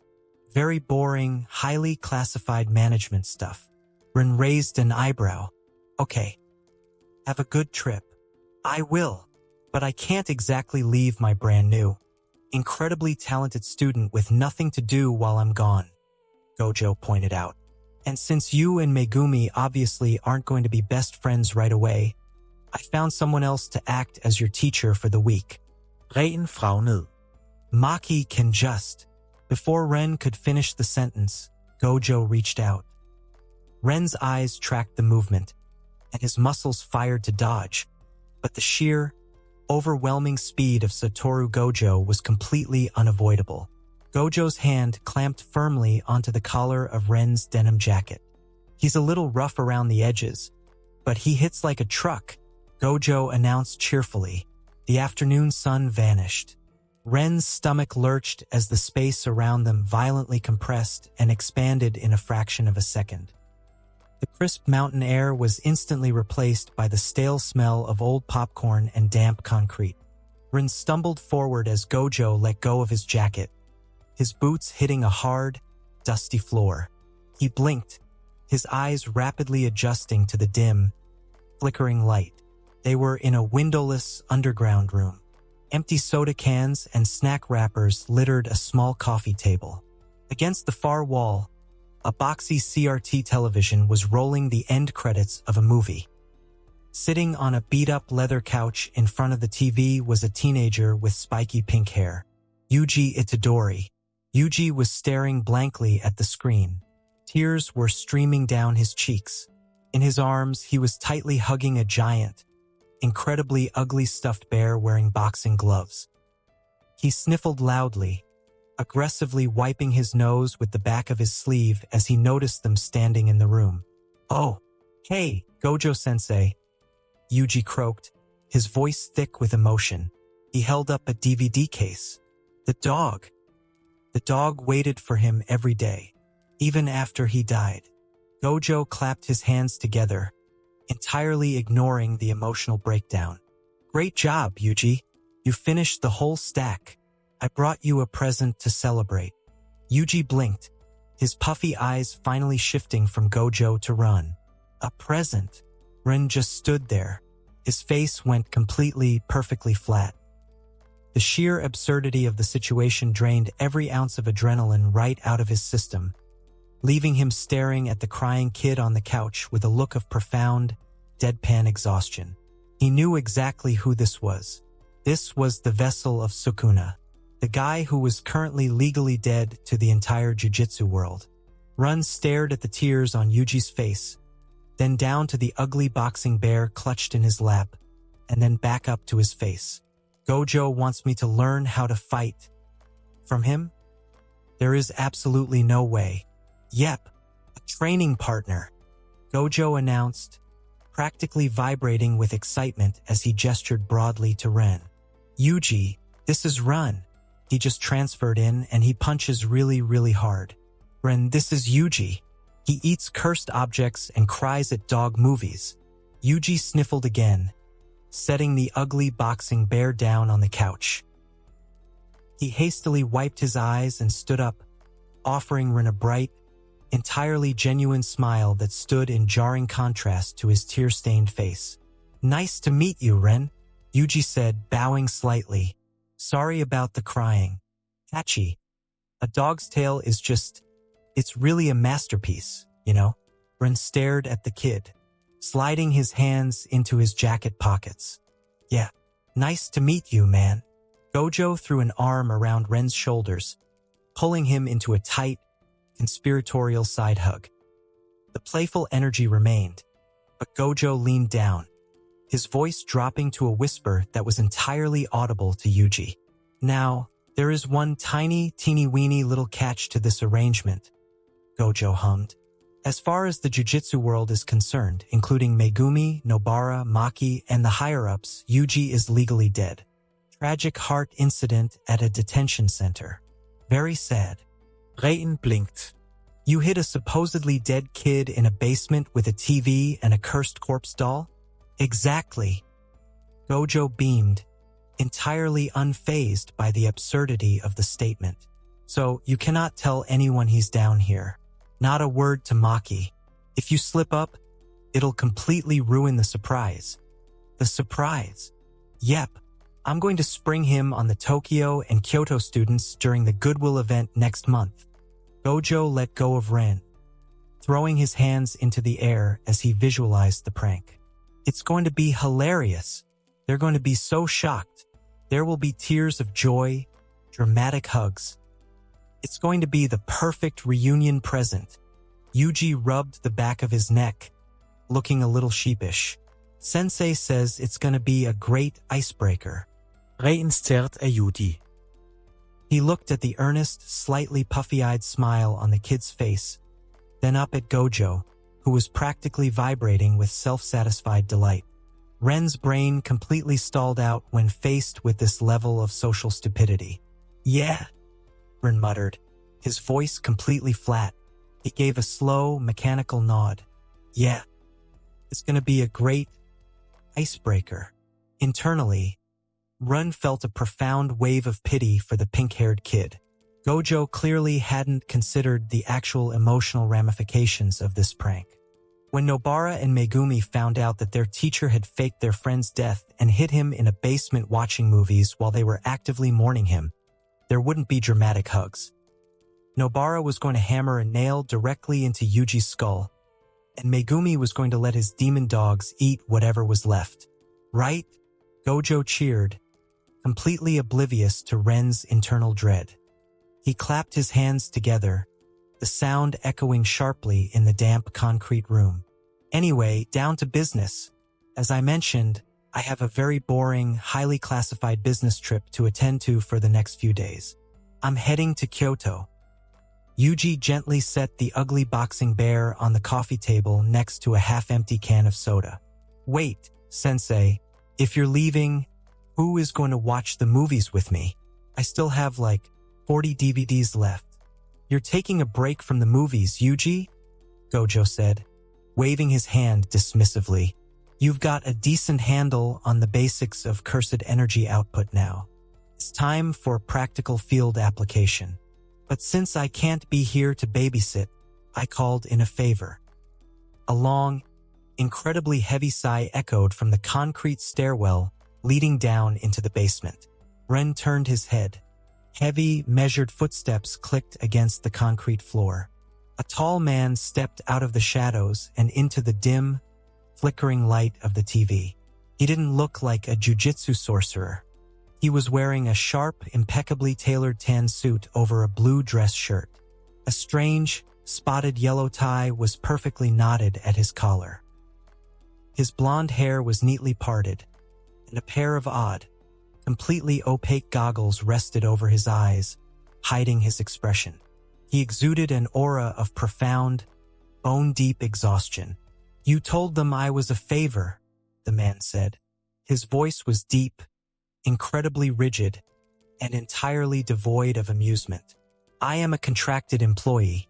You are paying me for my time, Gojo. Details. Gojo laughed, throwing an arm out toward the man. Boys, meet Kento Nanami. He's an ex-salaryman. He wears a really nice suit, and he absolutely hates me. Nanami didn't look at Gojo. He reached up, slowly adjusting the knot of his spotted tie. I do not hate you. I simply do not respect you. Rein blinkt. A slow, genuine smirk pulled at the corner of his mouth. He liked this guy immediately. Nanami finally turned his head, his opaque goggles locking onto the two teenagers.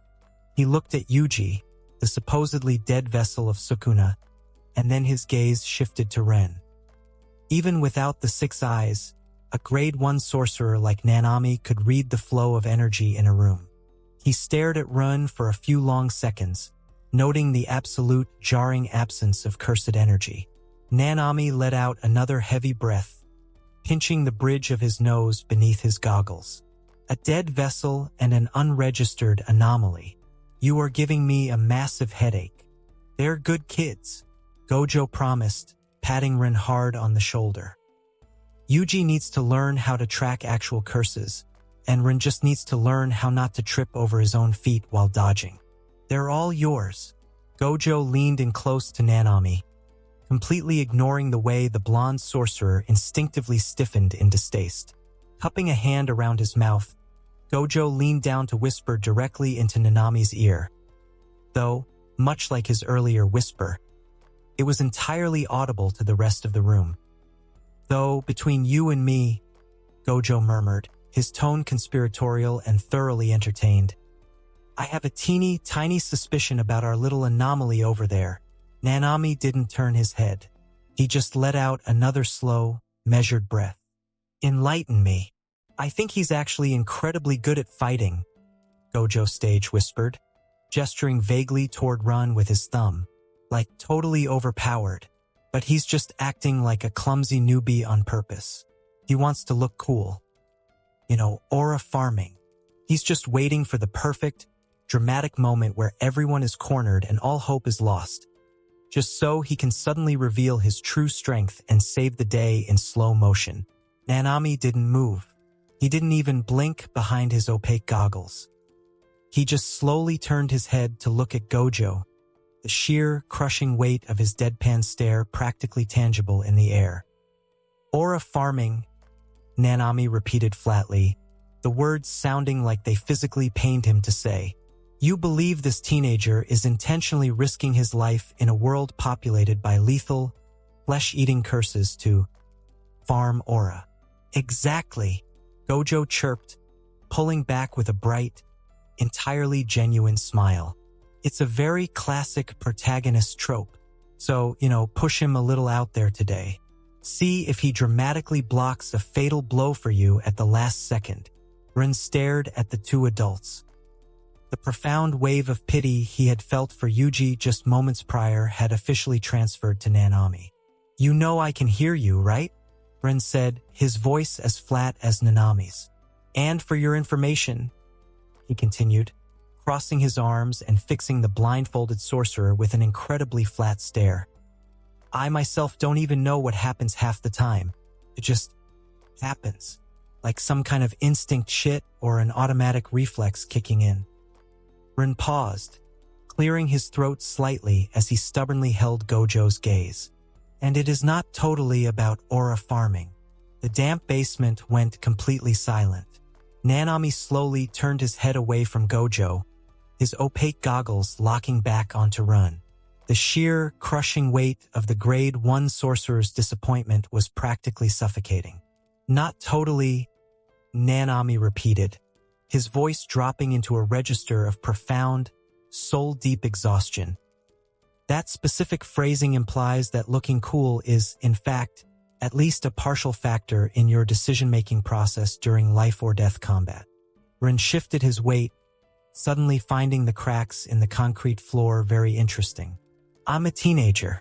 Looking cool is a biological imperative. But mostly it's just the reflex thing. It wasn't a complete lie. Ever since the system had downloaded 15 years of Zenin tactical weapon mastery into his frontal lobe, his body truly did just know what to do. Stepping, slashing, and dodging were entirely automatic now. Aha! I knew it! Gojo crowed, pointing a victorious finger at Ren before slapping Nanami hard on the back. A gesture the blonde man rigidly endured. Gojo, leave before I violate my contract by striking you, Nanami said, his tone perfectly even. Itadori, Rein, gather whatever you need.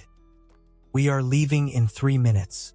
I work strictly from 9 to 5, and I absolutely refuse to engage in unpaid overtime because of your mentor's delusions.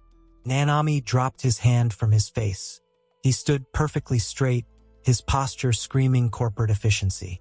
Listen to me carefully, Nanami said, addressing Ren and Yuji directly. His tone left absolutely zero room for argument. I am not a teacher. Do not call me sensei. I left the corporate world because work is shit. I returned to the jujitsu world because sorcerers are shit. I simply chose the lesser of two evils. Yuji swallowed hard, standing up a little straighter. Yes, sir. We will be conducting a real investigation into a series of unnatural deaths in Kawasaki. Nanami continued, completely ignoring Yuji's response. I will not coddle you. If you get in my way, I will leave you behind. If you do something foolish, you will die. Do you understand? Understood. Gojo checked a sleek watch on his wrist and let out an exaggerated gasp. Oh, look at the time. My train leaves in 20 minutes, and I still need to buy souvenirs at the station. He threw up a peace sign, already taking a step backward toward the stairwell. Play nice, kids. Nanami. Don't bore them to death. Catch you all later. The air warped with a sudden, violent pressure. In the blink of an eye, Satoru Gojo simply vanished from the basement, leaving behind a slight gust of wind that rustled the empty snack wrappers on the coffee table. Silence descended on the underground room. Faint, muted audio from the movie credits rolling on the TV was the only sound. Nanami stood completely still for a moment, staring at the empty space where Gojo had just been. He reached into his suit jacket and pulled out a silver pocket watch, clicking it open. He stared at the face of the watch for exactly 2 seconds before snapping it shut. My shift ends at exactly 6 p.m., Nanami stated flatly. He turned on his heel, walking back toward the stairs. Grab your things. We are leaving. The faint gust of wind from Gojo's teleportation finally settled, leaving the discarded candy wrappers perfectly still on the basement coffee table. Run let out a long, slow exhale that felt like it had been trapped in his lungs since the moment he first stepped foot onto the Jiu-Jitsu High campus. He rolled his shoulders, feeling the rigid, highly calculated tension bleed out of his neck and spine. Aura farming. Ren scrubbed a hand down his face, a quiet, genuinely disbelieving laugh escaping his lips. Satoru Gojo was a walking, talking nightmare. The man draped himself in the persona of an obnoxious, boundary-ignoring man-child.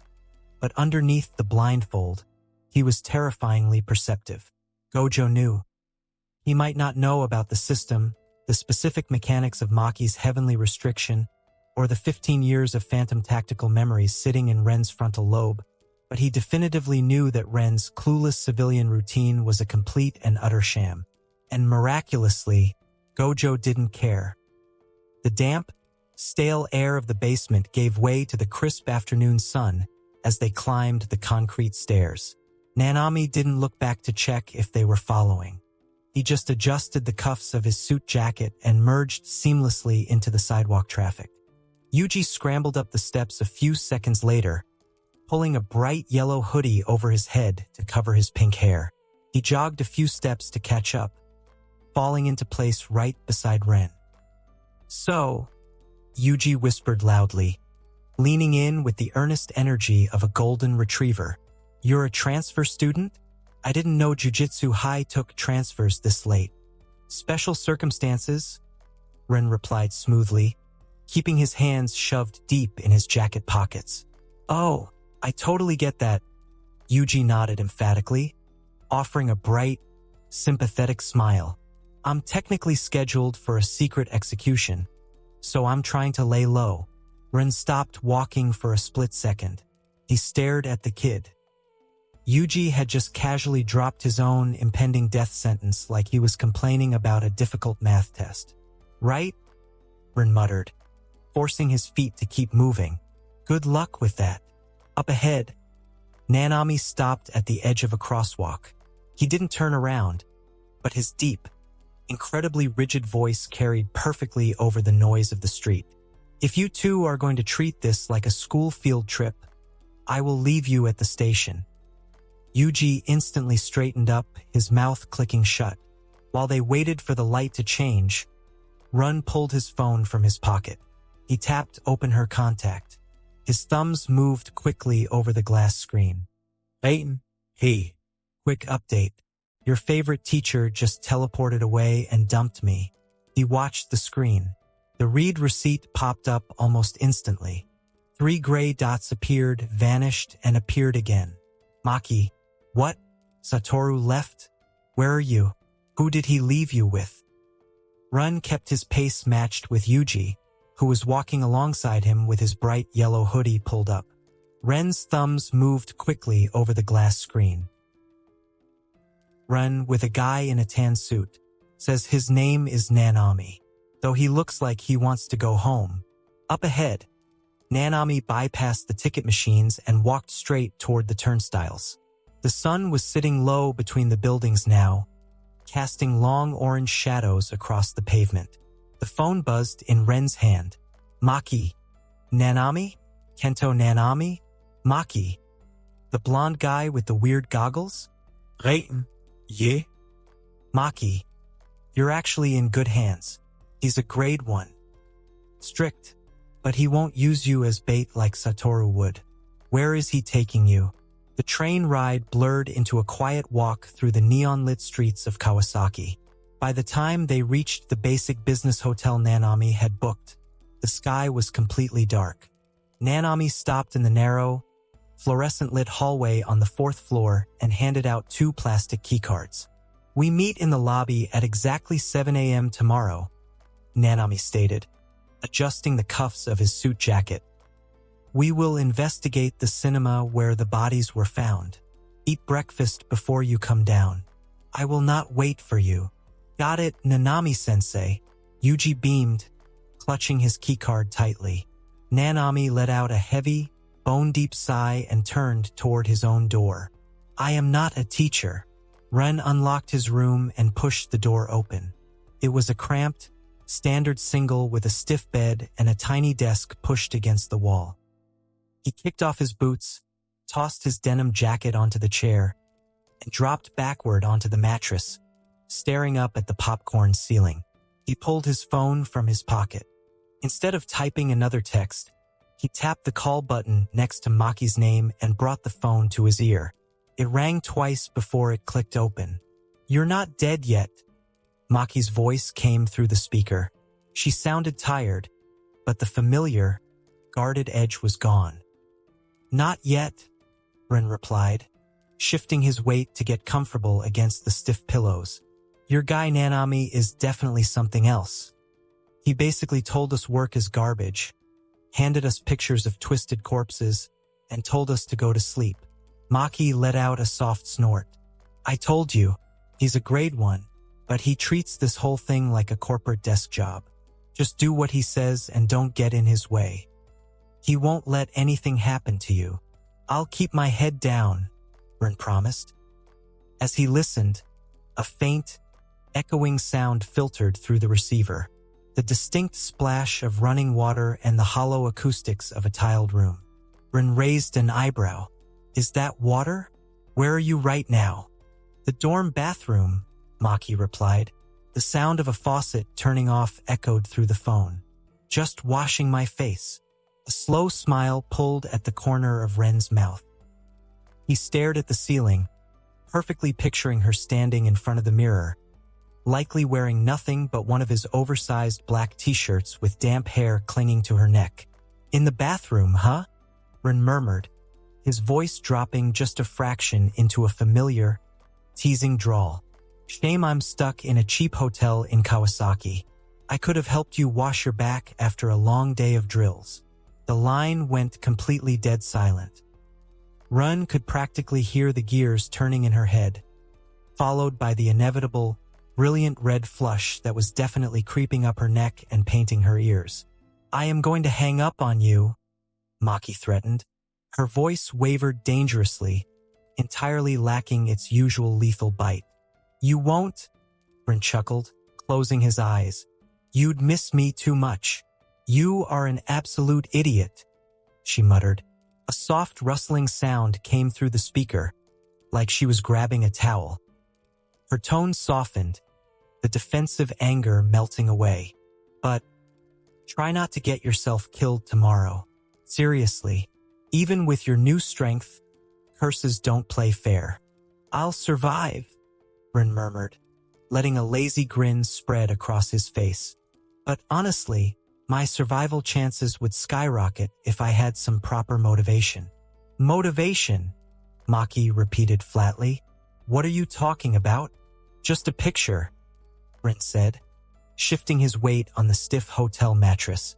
A very, very cute picture. You're already in the bathroom. I hear dorm bathroom lighting is incredibly flattering. The line went dead silent. The faint rustling sound of the towel completely stopped. I am going to reach through this phone and strangle you, Maki hissed. Ren let out a quiet laugh, resting his free hand behind his head. Just a suggestion. It's dangerous out here in Kawasaki. A guy needs something to keep his spirits up.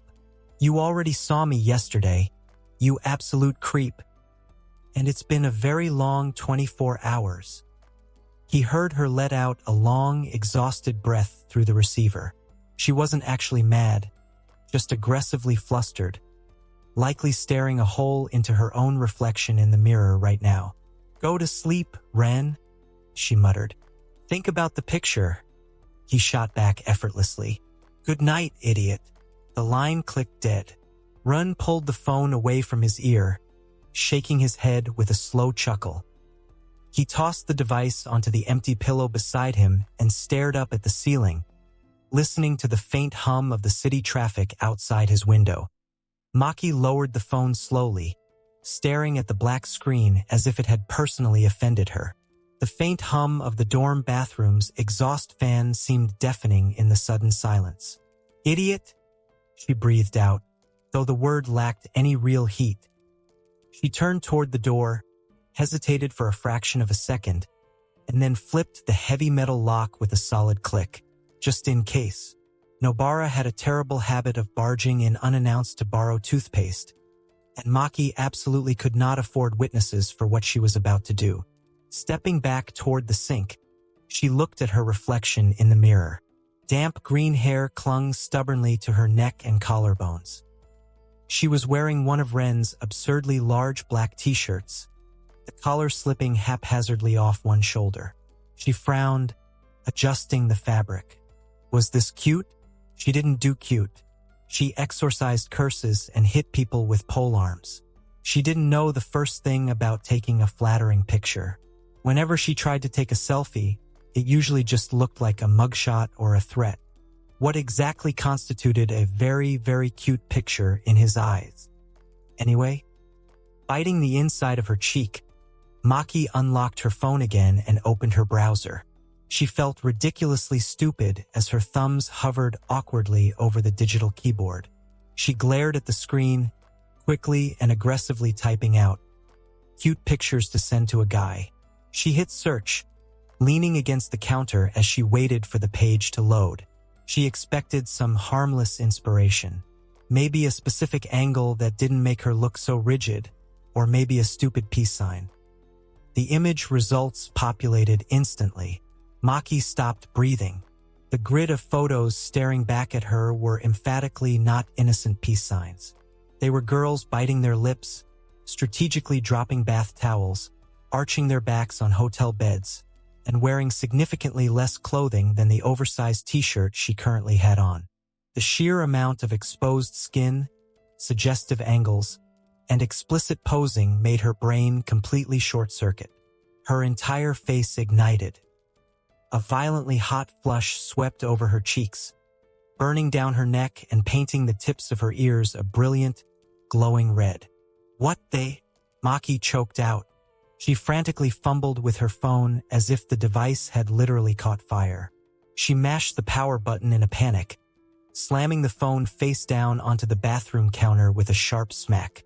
She squeezed her eyes shut, pressing her cool, calloused hands against her burning cheeks. Her heart was hammering violently against her ribs. The scandalous images burned into her retinas.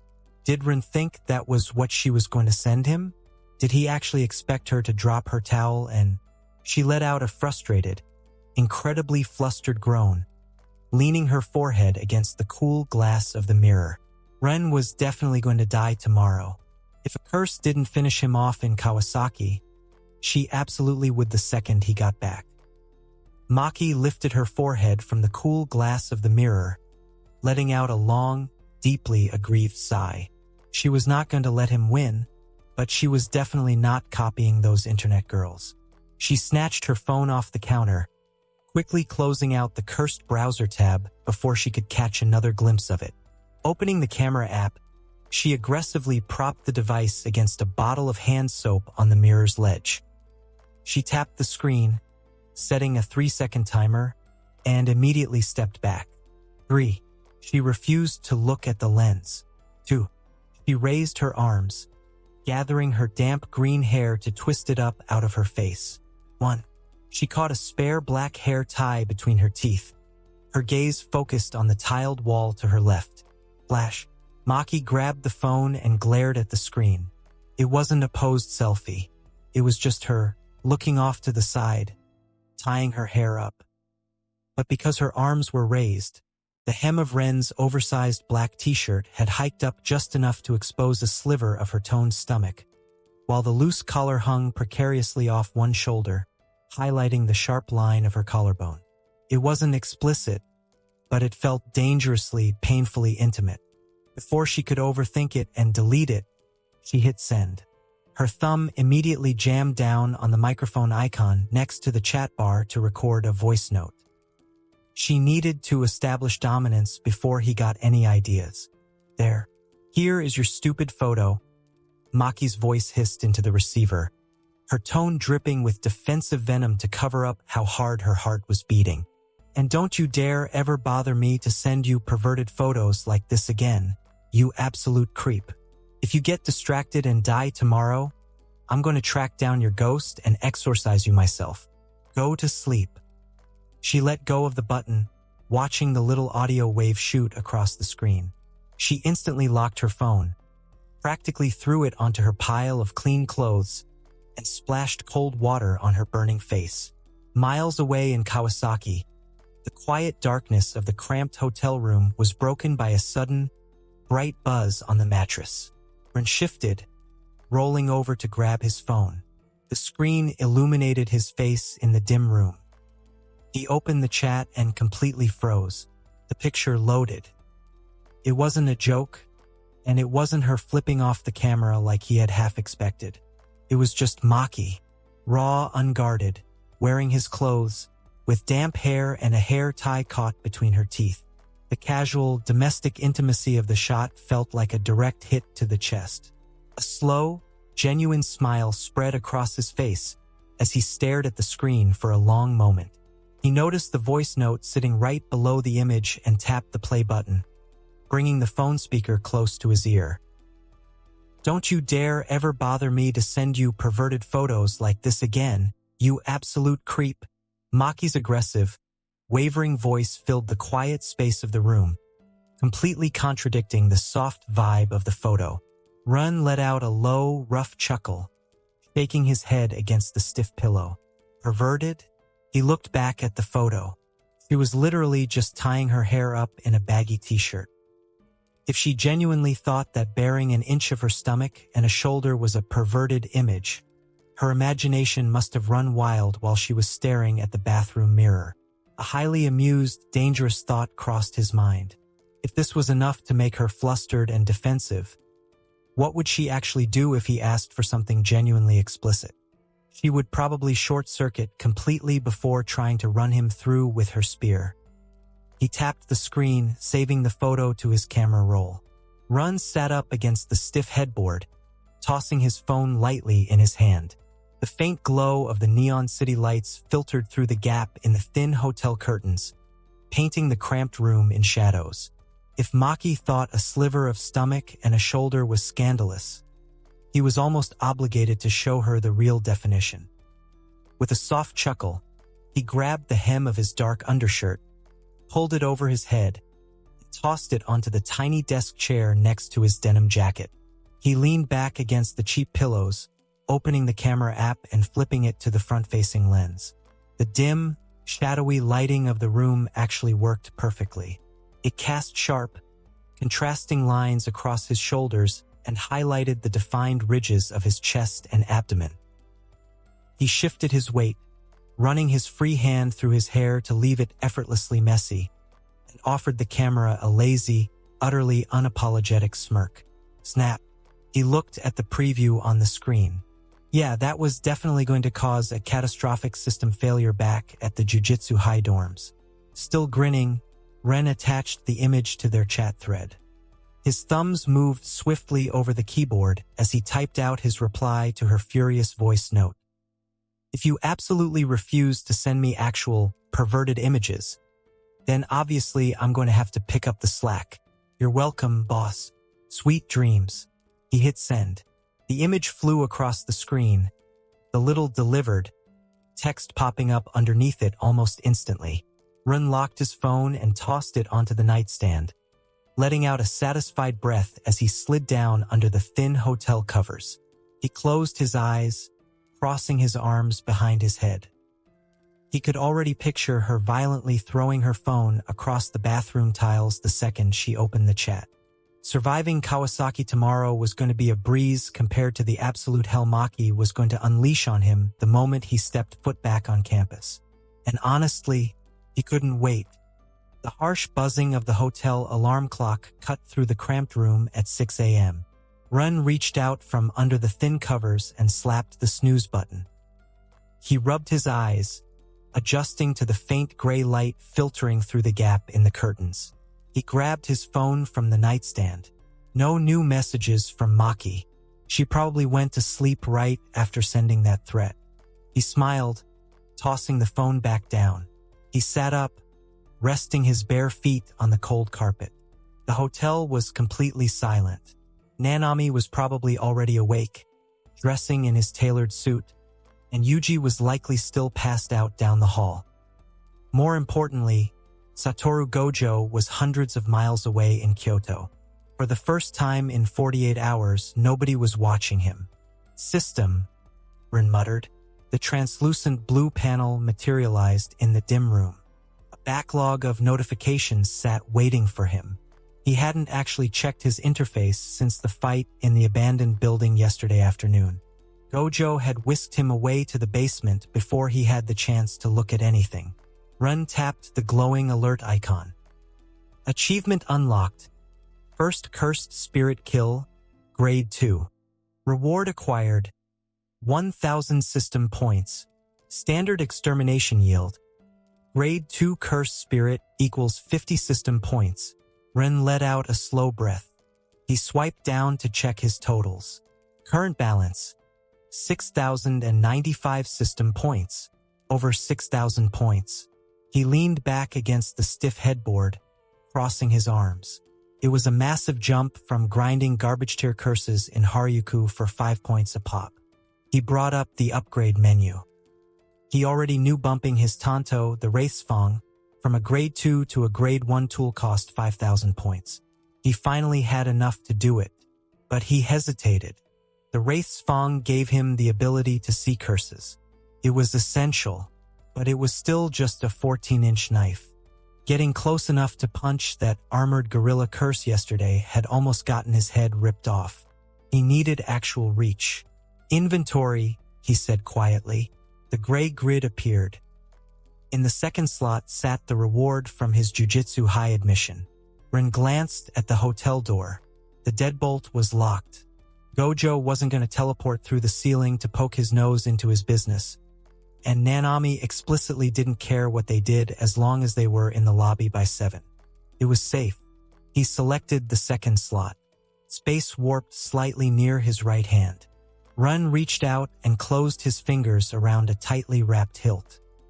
He pulled it free, letting the weapon fully materialize in his grip. It was a katana. The scabbard was a matte, charcoal gray. It carried a heavy, solid weight that immediately grounded him. Run rested it across his lap, running a thumb over the dark metal of the handguard. He gripped the handle and pushed the blade up an inch with his thumb. The steel slid out of the scabbard with a sharp, clean hiss. The metal wasn't shiny. It had a dark, muted finish that seemed to absorb the dim light of the hotel room. Item: Nightfall, Grade 2. He didn't pull it all the way out.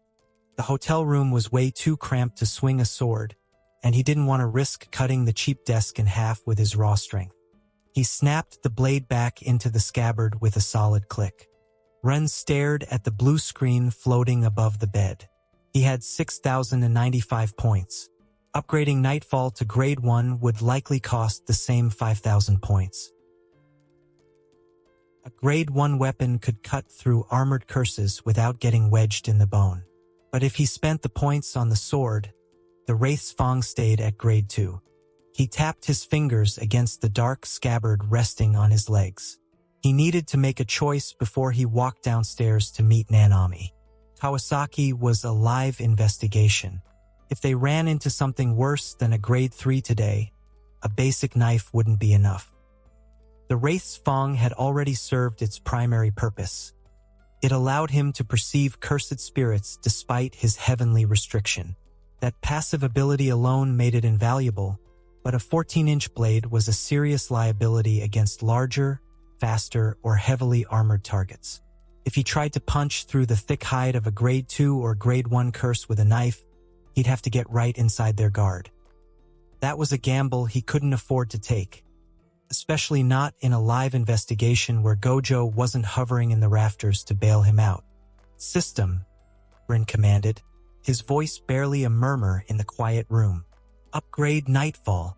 The translucent blue interface chimed softly, a new prompt sliding to the center of his vision. "Confirm upgrade. Nightfall, Grade 2, Grade 1. Cost: 5,000 system points.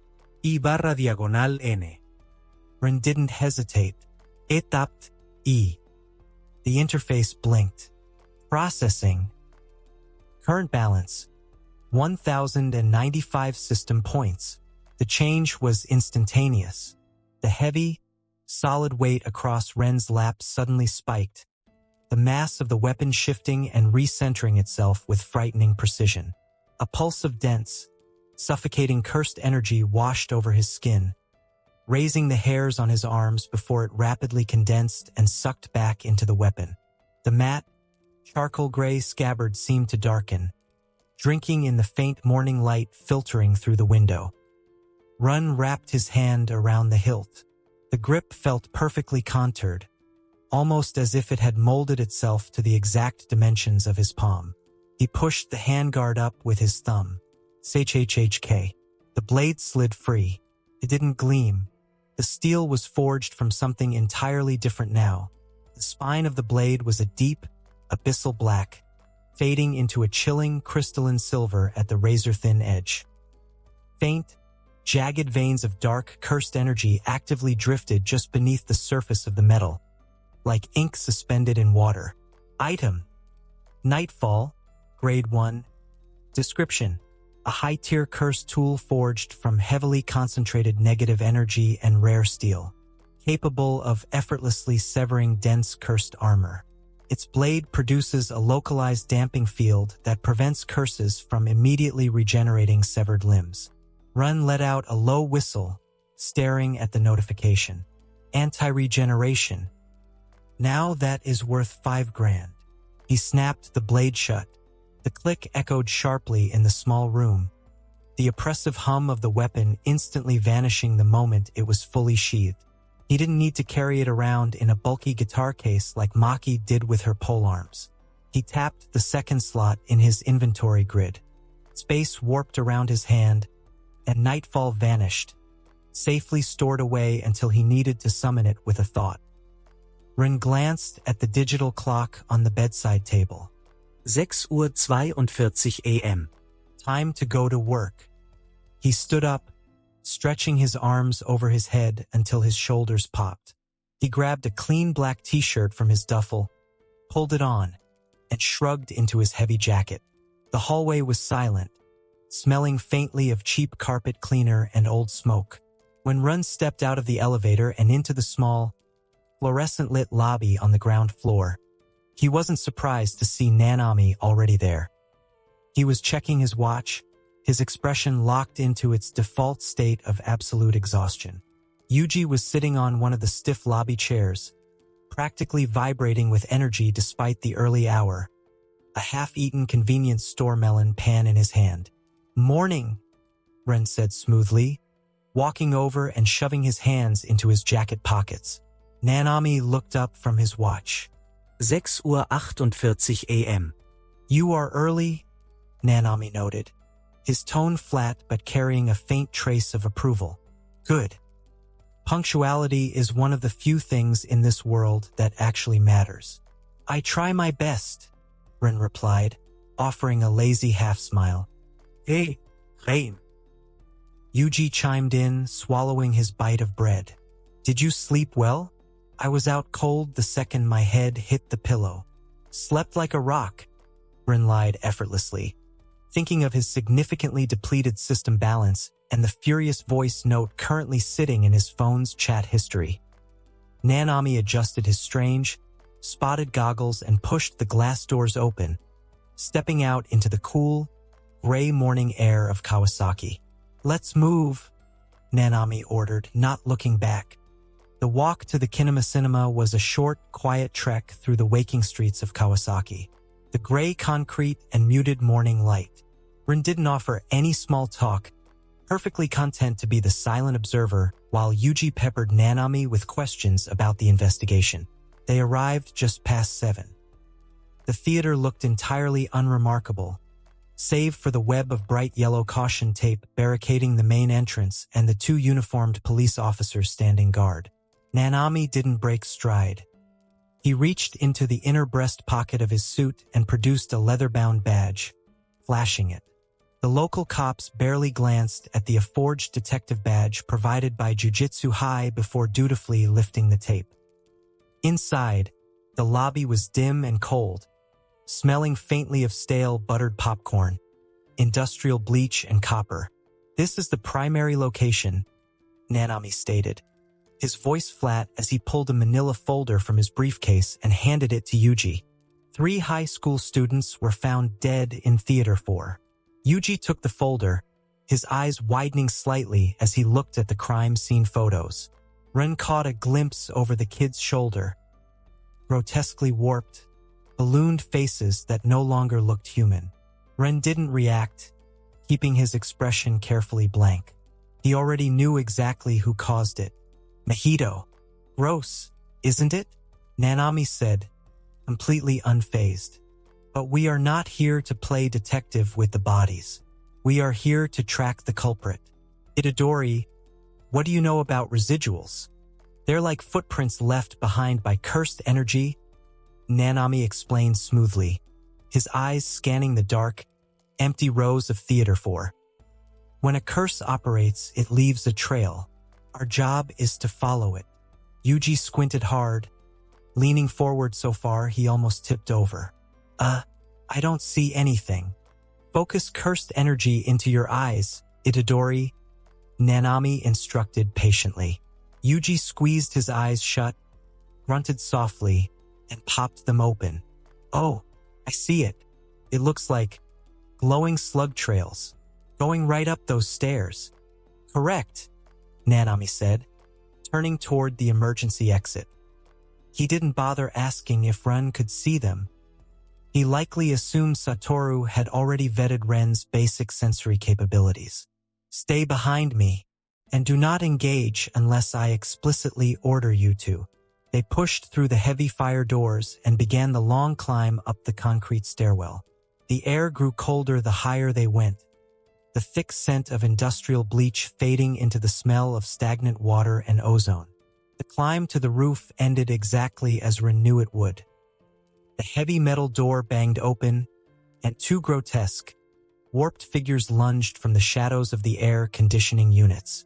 Ren kept his hands completely away from his inventory, perfectly content to let the scene play out according to the script. He watched as Nanami calmly demonstrated his 7-to-3 ratio technique, loudly explaining his curse technique to create a binding vow before cleanly bisecting the first creature with his blunt cleaver. He watched Yuji step into the guard of the second monster, landing a sluggish, double-impact blow that sent a delayed shockwave of blue cursed energy into its chest, the divergent fist. When the monster staggered backward, reeling from Yuji's hit, Ren finally stepped in to play his part, dialing his raw, heavenly restriction strength all the way down to a believable, athletic teenager level. He grabbed the creature's rubbery, elongated arm. With a smooth pivot, he kicked out its center of balance and drove it hard into the wet gravel, pinning its shoulder down while Yuji scrambled to secure the other arm. Got it. Reiten yelled. Beneath his forearm, the creature's flesh felt entirely wrong, spongy, feverishly hot, and distinctly human. Nanami walked over, raising his cleaver to finish it off, but he stopped. The creature beneath Ren ceased its thrashing. Its swollen, distorted face turned slightly, and its singular, unwarped eye looked up at the gray sky. A clear tear leaked from the corner of it, rolling down the grotesque cheek. Help! A raspy, broken voice bubbled up from the creature's throat. It hurts. Yuji completely froze. The faint blue aura of cursed energy vanished from his fists, replaced by pure, visceral horror. He stared down at the monster, his hands visibly shaking. Did it just talk? Nanami-sensei. What is this? Nanami let out a slow, heavy breath. He reached into his pocket and pulled out his smartphone, snapping a quick picture of the distorted face. His voice dropped into a somber, hollow register. Step away from it, you two. They aren't cursed spirits. Nanami looked down at the dying creature, his jaw tightening. They are humans. Someone has maliciously altered their bodies using a cursed technique. The morgue.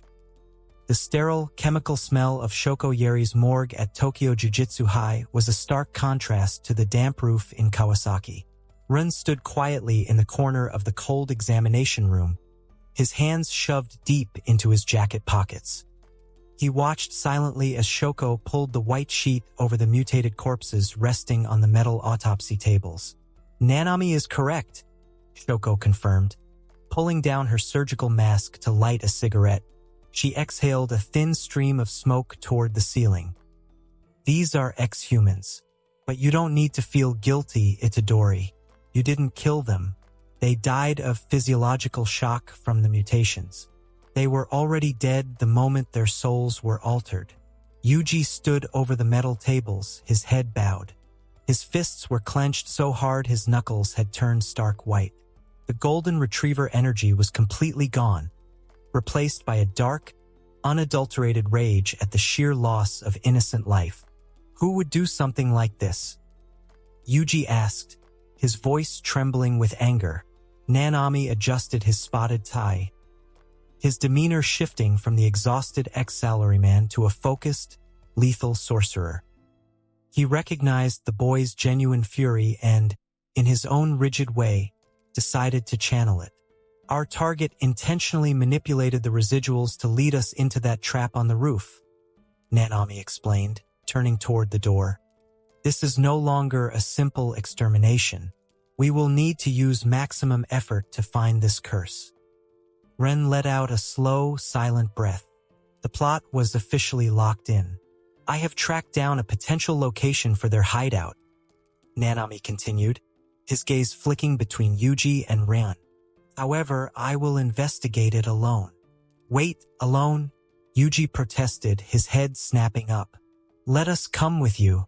I can fight. No. You two will follow the other lead, Nanami stated with absolute finality. There was one person present at the cinema before the murders took place. The only witness. Junpei Yoshino, Rin supplied quietly, saying the name out loud to keep up his attentive facade. Correct, Nanami nodded. Kyotaka Ejichi will accompany you. He will bring a low-grade curse trapped in a cage to test the boy's capabilities and see if he possesses the aptitude to see curses. Find the boy and find out what he knows. Nanami turned on his heel and walked out of the morgue, leaving Yuji and Ren alone with the bodies. Yuji took a deep, shaky breath, wiping his eyes with the sleeve of his bright yellow hoodie. He looked over at Ren, his expression hardening into pure determination. Let's go find this Junpei guy. Right behind you, Ren said, nodding. But as Yuji turned toward the heavy morgue doors, Ren stopped him, catching the sleeve of his yellow hoodie. Hey Itadori, give me just a second, will you? Ren asked, keeping his voice light. Since we're actually on the Jujutsu High campus right now, I want to take a quick detour before we meet up with Ejichi. Yuji blinked, his grief-stricken expression shifting into mild confusion. A detour? We have to go find that Junpei guy. I know, and we will. I won't be long, Ren promised, shoving his hands into his pockets. I just have a friend here at the school. She's been pretty worried since Satoru dumped me into this whole mess. I'd like to drop in and give her a surprise visit, just to let her know I'm not dead yet. The mention of a worried friend seemed to break through the heavy gloom hanging over Yuji.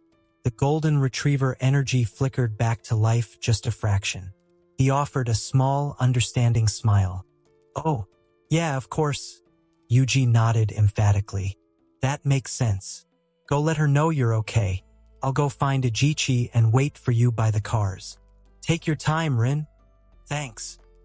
See you in a few, Rin replied. Yuji pushed through the heavy double doors, letting them swing shut with a loud, echoing clack that sealed the morgue off from the rest of the campus. The silence rushed back in, broken only by the hum of the overhead fluorescent lights and the faint crackle of burning tobacco. So, you're Rin. Rin turned. Shoko Yeri was leaning against the stainless steel counter, exhaling a long, thin plume of gray smoke toward the ventilation grate.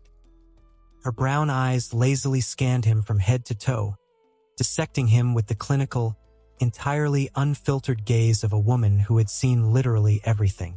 That's me, Ren replied smoothly. Fascinating, Shoko murmured, tapping some ash into a small metal tray. Satoru didn't leave out any of the weird details. You're the kid who somehow managed to contract a heavenly restriction like it was a venereal disease. Ren didn't flinch. He let out a soft, amused exhale.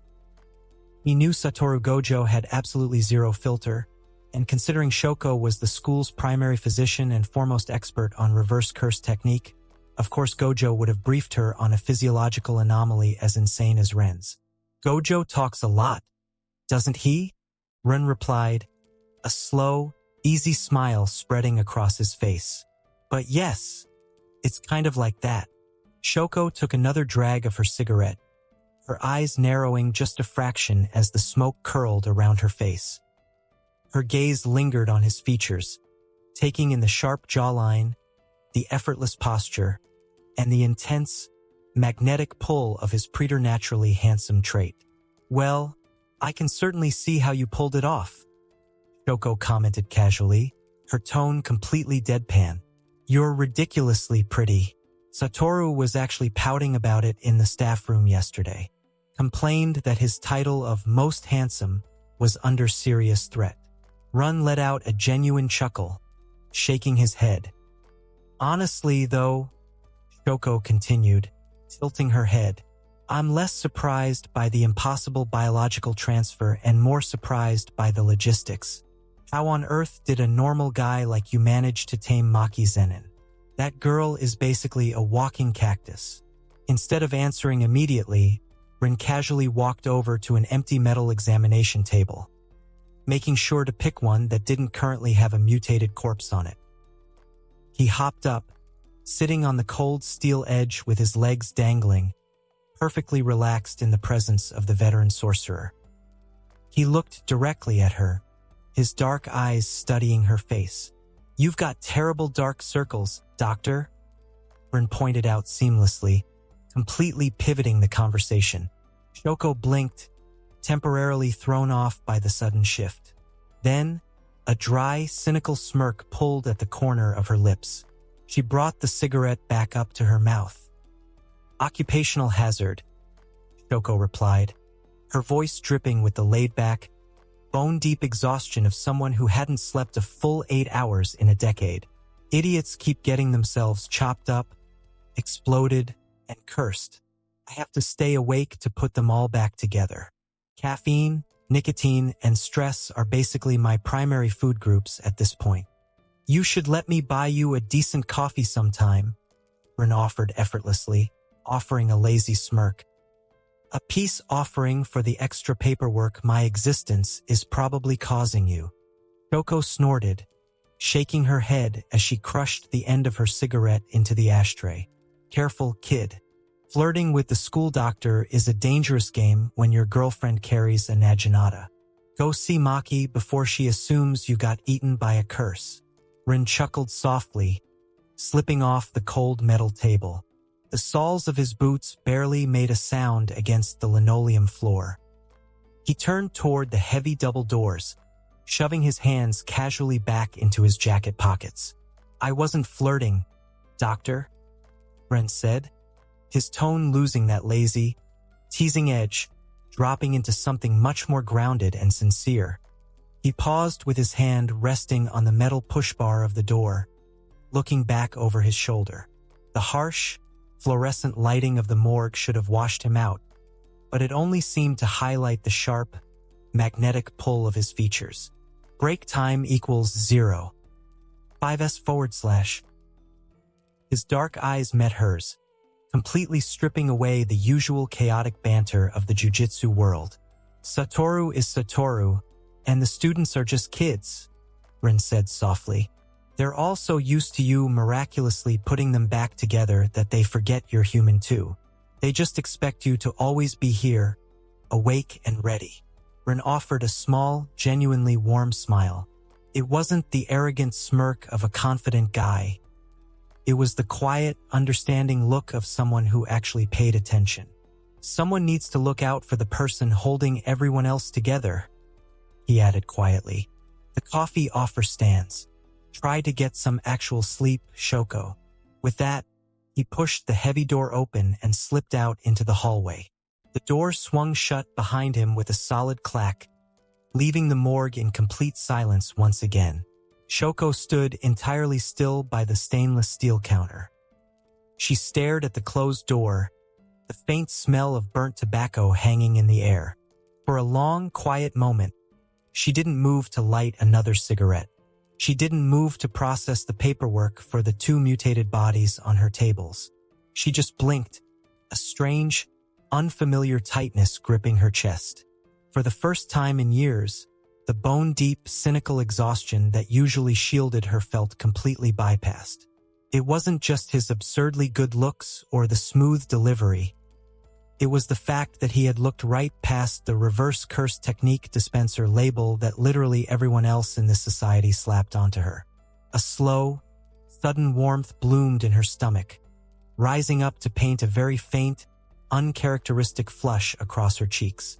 She reached up, her cool fingers lightly brushing the dark circles under her eyes that he had pointed out. A quiet, helpless exhale escaped her lips, morphing into a soft laugh that echoed in the empty room. "Damn," Shoko murmured, shaking her head as she looked down at the crushed cigarette in the ashtray. Her heart was actually beating just a fraction faster. No wonder Maki is guarding that one. He really is lethal. The mid-morning air on the Jiu-Jitsu High campus was crisp, carrying the faint scent of pine needles and damp earth. Ren navigated the winding stone paths with ease, his internal map of the campus guiding him straight toward the athletic fields. He knew Maki's schedule well enough by now. Satoru had dumped him into this Kawasaki mess yesterday, meaning she had likely spent the entire evening stewing in her own worry, which usually translated into aggressively hitting things with a stick. As he cleared the tree line, the sprawling dirt track and open training field came into view. Sure enough, Maki was there. She was at the far end of the field, wearing her dark jiu-jitsu high athletic tracksuit, her green hair tied back in a tight, high ponytail.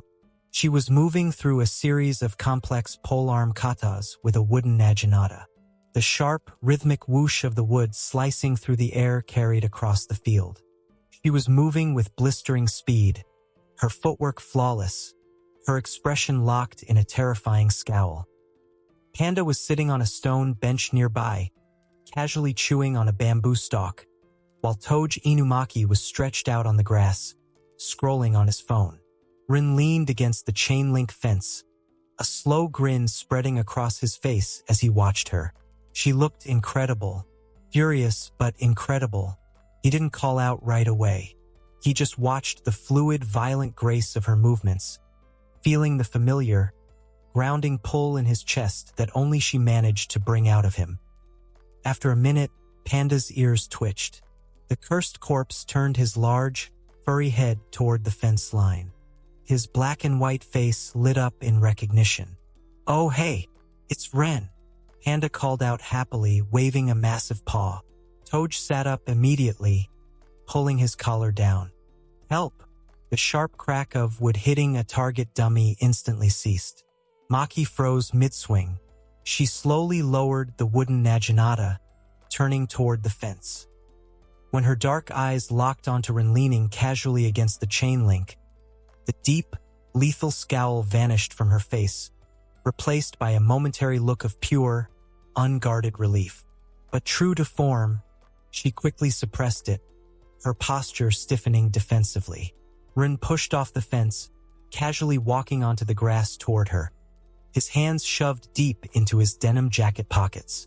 "Morning, Maki," Ren drawled lazily, his eyes locking directly onto hers. "Hope I'm not interrupting the massacre." Maki slung the wooden naginata over her shoulder, her amber eyes narrowing as she forced the corners of her mouth into a flat, unimpressed line.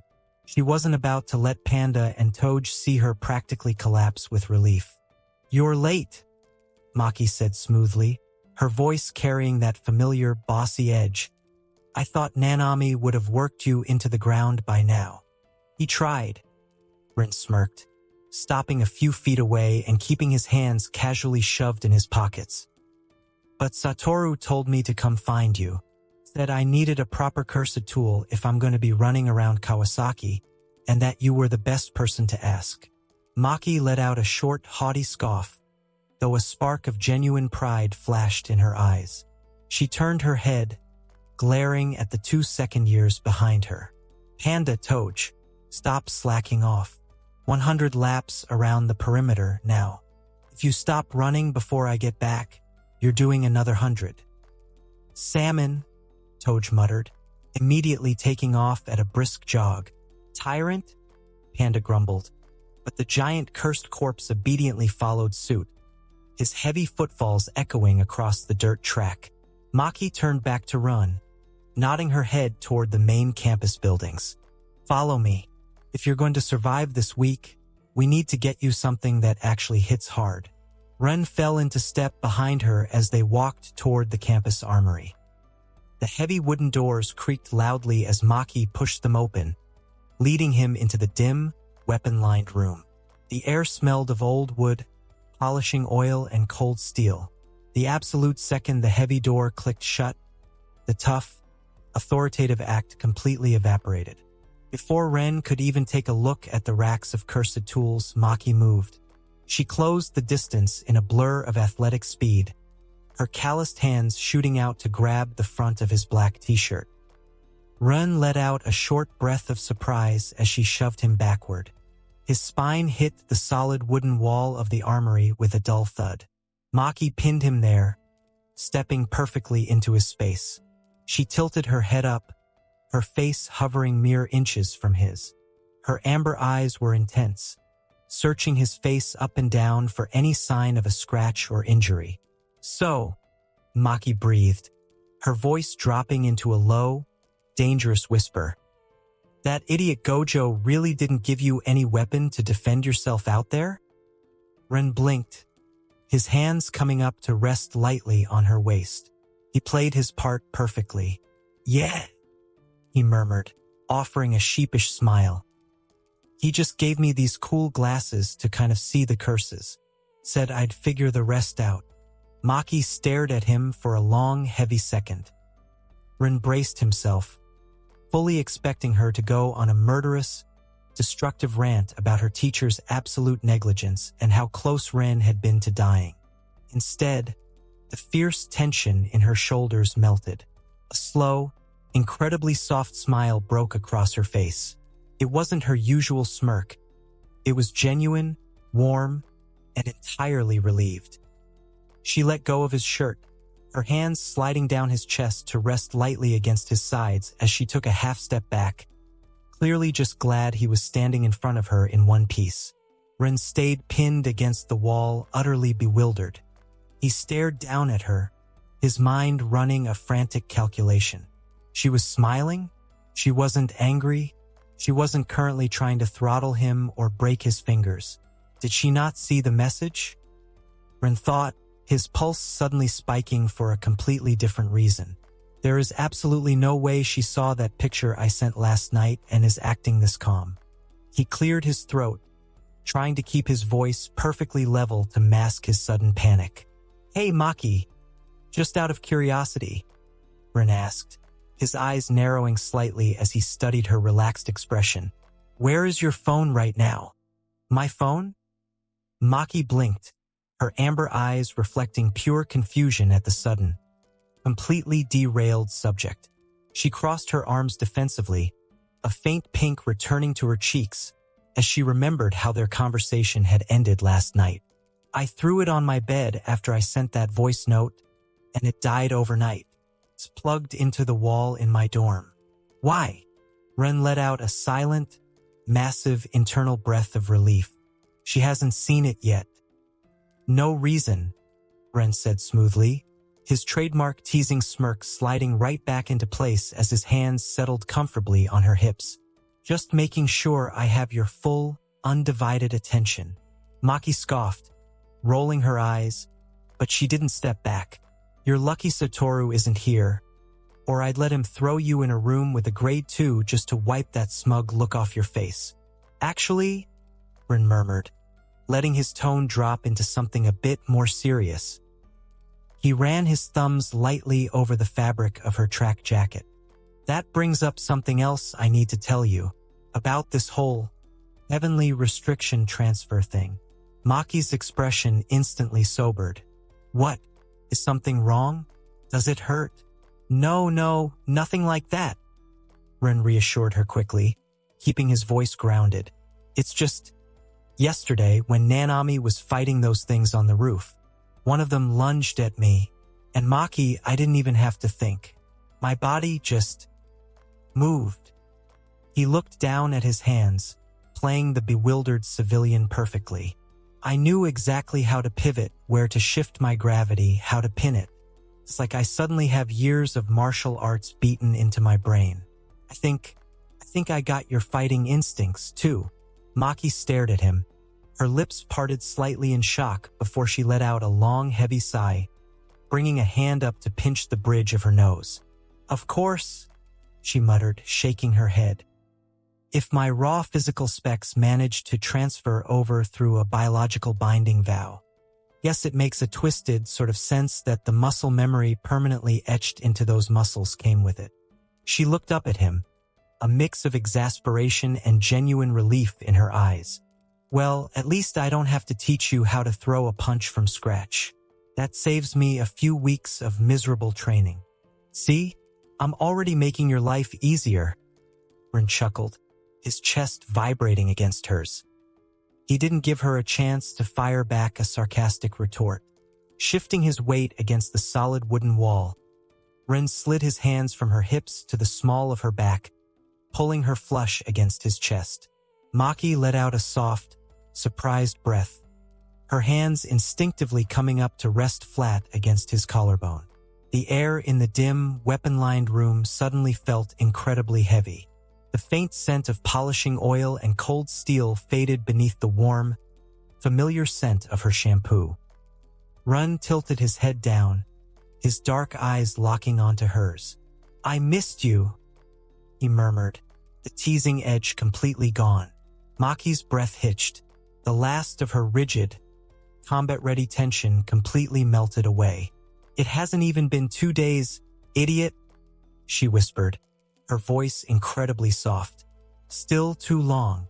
Run closed the remaining distance, pressing his lips firmly against hers. Maki let out a quiet, yielding sigh, her fingers curling tightly into the fabric of his black t-shirt as she kissed him back.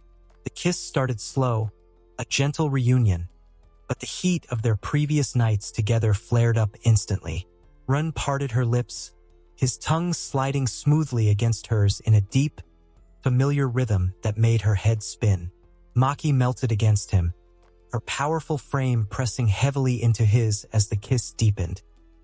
Her hands slid up his chest, tangling into the dark hair at his nape. In the quiet isolation of the armory, surrounded by lethal cursed tools, they completely lost themselves in the intoxicating gravity between them. When they finally broke apart to drag in a desperate breath, a thin, glistening string of saliva connected their lips for a split second.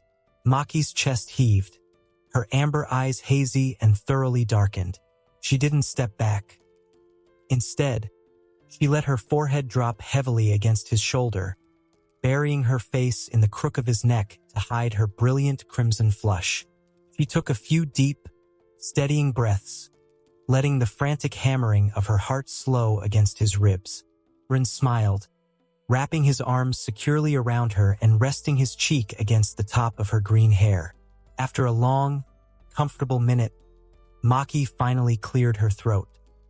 She pushed herself up slightly, though she kept her arms loosely wrapped around his waist. The fierce, tactical sorcerer was slowly rebooting. Right? Maki mumbled, avoiding his gaze as she looked over his shoulder at the sprawling racks of bladed weapons, staffs, and heavy blunt instruments. She forced her voice back into its usual, businesslike cadence. Satoru said you needed a weapon. Since you apparently have my muscle memory now, what kind of weapon are you actually looking for? Actually, Rin murmured, a slow, entirely unapologetic smirk spreading across his face. He let his hands rest loosely on her hips, his thumbs drawing lazy circles against her track jacket. Satoru didn't say anything like that. Maki blinked, her amber eyes narrowing slightly as her tactical brain tried to catch up. What? Then why did you tell me? I just made it up? Rin confessed smoothly, his chest vibrating with a suppressed chuckle. I needed a solid excuse to get you away from Panda and Toj without them following us. I just wanted to spend some time alone with my little baby girl. Can't a guy even do that? For a split second, there was absolute ringing silence in the armory. Then the sheer, devastating audacity of the nickname registered. A brilliant, violent shade of crimson instantly consumed her face, sweeping down her neck and painting the very tips of her ears. The phrase "little baby girl" hit her fiercely independent, tomboyish pride like a localized cursed energy blast. My what? Maki sputtered, her voice cracking an entire octave. She shoved her hands flat against his chest, pushing herself out of his arms as she glared at him with a mix of absolute horror and crippling embarrassment. Run threw his head back and genuinely laughed. I just wanted to see you without an audience, Rin teased seamlessly, a fond smile softening his features. Besides, the blush looks great on you. You are a menace, Maki groaned, squeezing her eyes shut and aggressively dropping her burning forehead back against his chest to hide her face. You're worse than Satoru. I can't believe I was actually worried about you. I appreciate the concern, Rin smiled, wrapping his arms securely around her flustered form and resting his chin on top of her head. But honestly, I'm perfectly fine. Just seeing you is all the equipment I needed today. They stayed tangled together for another quiet moment, letting the heavy, comforting isolation of the armory wrap around them. Eventually, Rin slowly pulled back, letting his hands trail down her arms as he took a step toward the heavy wooden doors. He paused with his hand on the iron handle, looking back over his shoulder. The dim light caught that familiar, dangerously playful smirk on his face. I should probably let you get back to the track before your underlings start a mutiny. I've got to meet up with the Jichi before he has a nervous breakdown. Anyway, Rin teased, pulling the heavy door open. He offered her a devastating wink. See you later, baby girl. Ran, she hissed, though the threat was completely ruined by the way her voice wavered and her face burned all over again. Before she could grab a wooden staff from the nearest rack to hurl at his head, he slipped out into the sunlight. The heavy door clicked shut behind him, leaving Maki standing entirely alone in the quiet armory with a violently red face and a helpless, completely unguarded smile. Half an hour later, the mid-morning sun was sitting higher over the Jiu-Jitsu high campus. Maki was back out on the dirt track, her usual fierce scowl firmly back in place as she barked form corrections at Toj and Panda. Her pulse had finally returned to a normal rhythm, and the red flush had completely faded from her ears. She was back in her element, entirely focused on running her juniors into the ground. She raised her wooden naginata to demonstrate a sweeping strike to Panda, and then completely froze mid-motion. Her amber eyes went wide. The naginata slipped slightly in her grip, the heavy wooden tip dropping to the dirt with a dull thud. Wait a minute. Maki slowly lifted her free hand and slapped it flat against her own forehead, letting out a groan of pure, unadulterated frustration. That absolute idiot, she muttered into her palm. Mustard leaf, Toj asked, jogging to a halt and tilting his head at her sudden breakdown. Panda stopped a few feet away, wiping a massive paw across his brow. What's wrong, Maki? Did you forget something? I forgot everything, Maki hissed, her jaw clenching as her own monumental stupidity washed over her. The entire reason Ren had come to the campus, the only reason she had dragged him into the weapon-lined armory in the first place, was to actually give him a cursed tool. He was heading straight back to Kawasaki, a live investigation zone filled with curses, completely unarmed, and he had completely derailed her brain, made her forget her tactical priorities, and walked out empty-handed, all because he wanted to pin her against a wall and call her a ridiculous nickname. She turned on her heel, fully prepared to sprint toward the campus gates to chase him down and shove a blade into his hands. But she stopped after 2 steps. It had been 30 minutes. He was already in Ajichi's car, halfway back to Kawasaki. Maki let out a long, heavy exhale, pinching the bridge of her nose as she tried to force her heart rate back down. She couldn't chase him now. It's fine, she forcefully reminded herself, taking a deep, steadying breath. He isn't alone. Ren was with Kento Nanami. Unlike Gojo, Nanami was incredibly strict, responsible, and a seasoned Grade 1 sorcerer who treated investigations with extreme caution. Nanami wouldn't use him as bait. As long as Ren kept his head down and listened to instructions, Nanami would absolutely keep him safe. He'll be fine, Maki mumbled to herself, picking the wooden naginata back up and tightening her grip on the shaft until her knuckles turned white. He has to be fine, because when he gets back, I'm going to kill him myself. The ride away from the Jiu-Jitsu High campus was significantly louder than the quiet morning trek to the cinema had been. In the back seat of the black, heavily tinted Jiu-Jitsu High sedan, Yuji Itadori was practically vibrating. The heavy, suffocating gloom that had settled over him in Shoko's morgue hadn't completely vanished, but his natural, irrepressible golden retriever energy was rapidly bouncing back to the surface. He leaned sideways, completely invading Ren's personal space, his bright eyes wide and intensely curious. So, how was it? Yuji stage whispered, loud enough that Kiyotaka Ajichi visibly flinched in the driver's seat. Was your friend super relieved you weren't dead? Did she or he cry? Was there hugging? Ren leaned casually against the leather door panel, resting his chin on his knuckles as he watched the Tokyo skyline roll by through the window.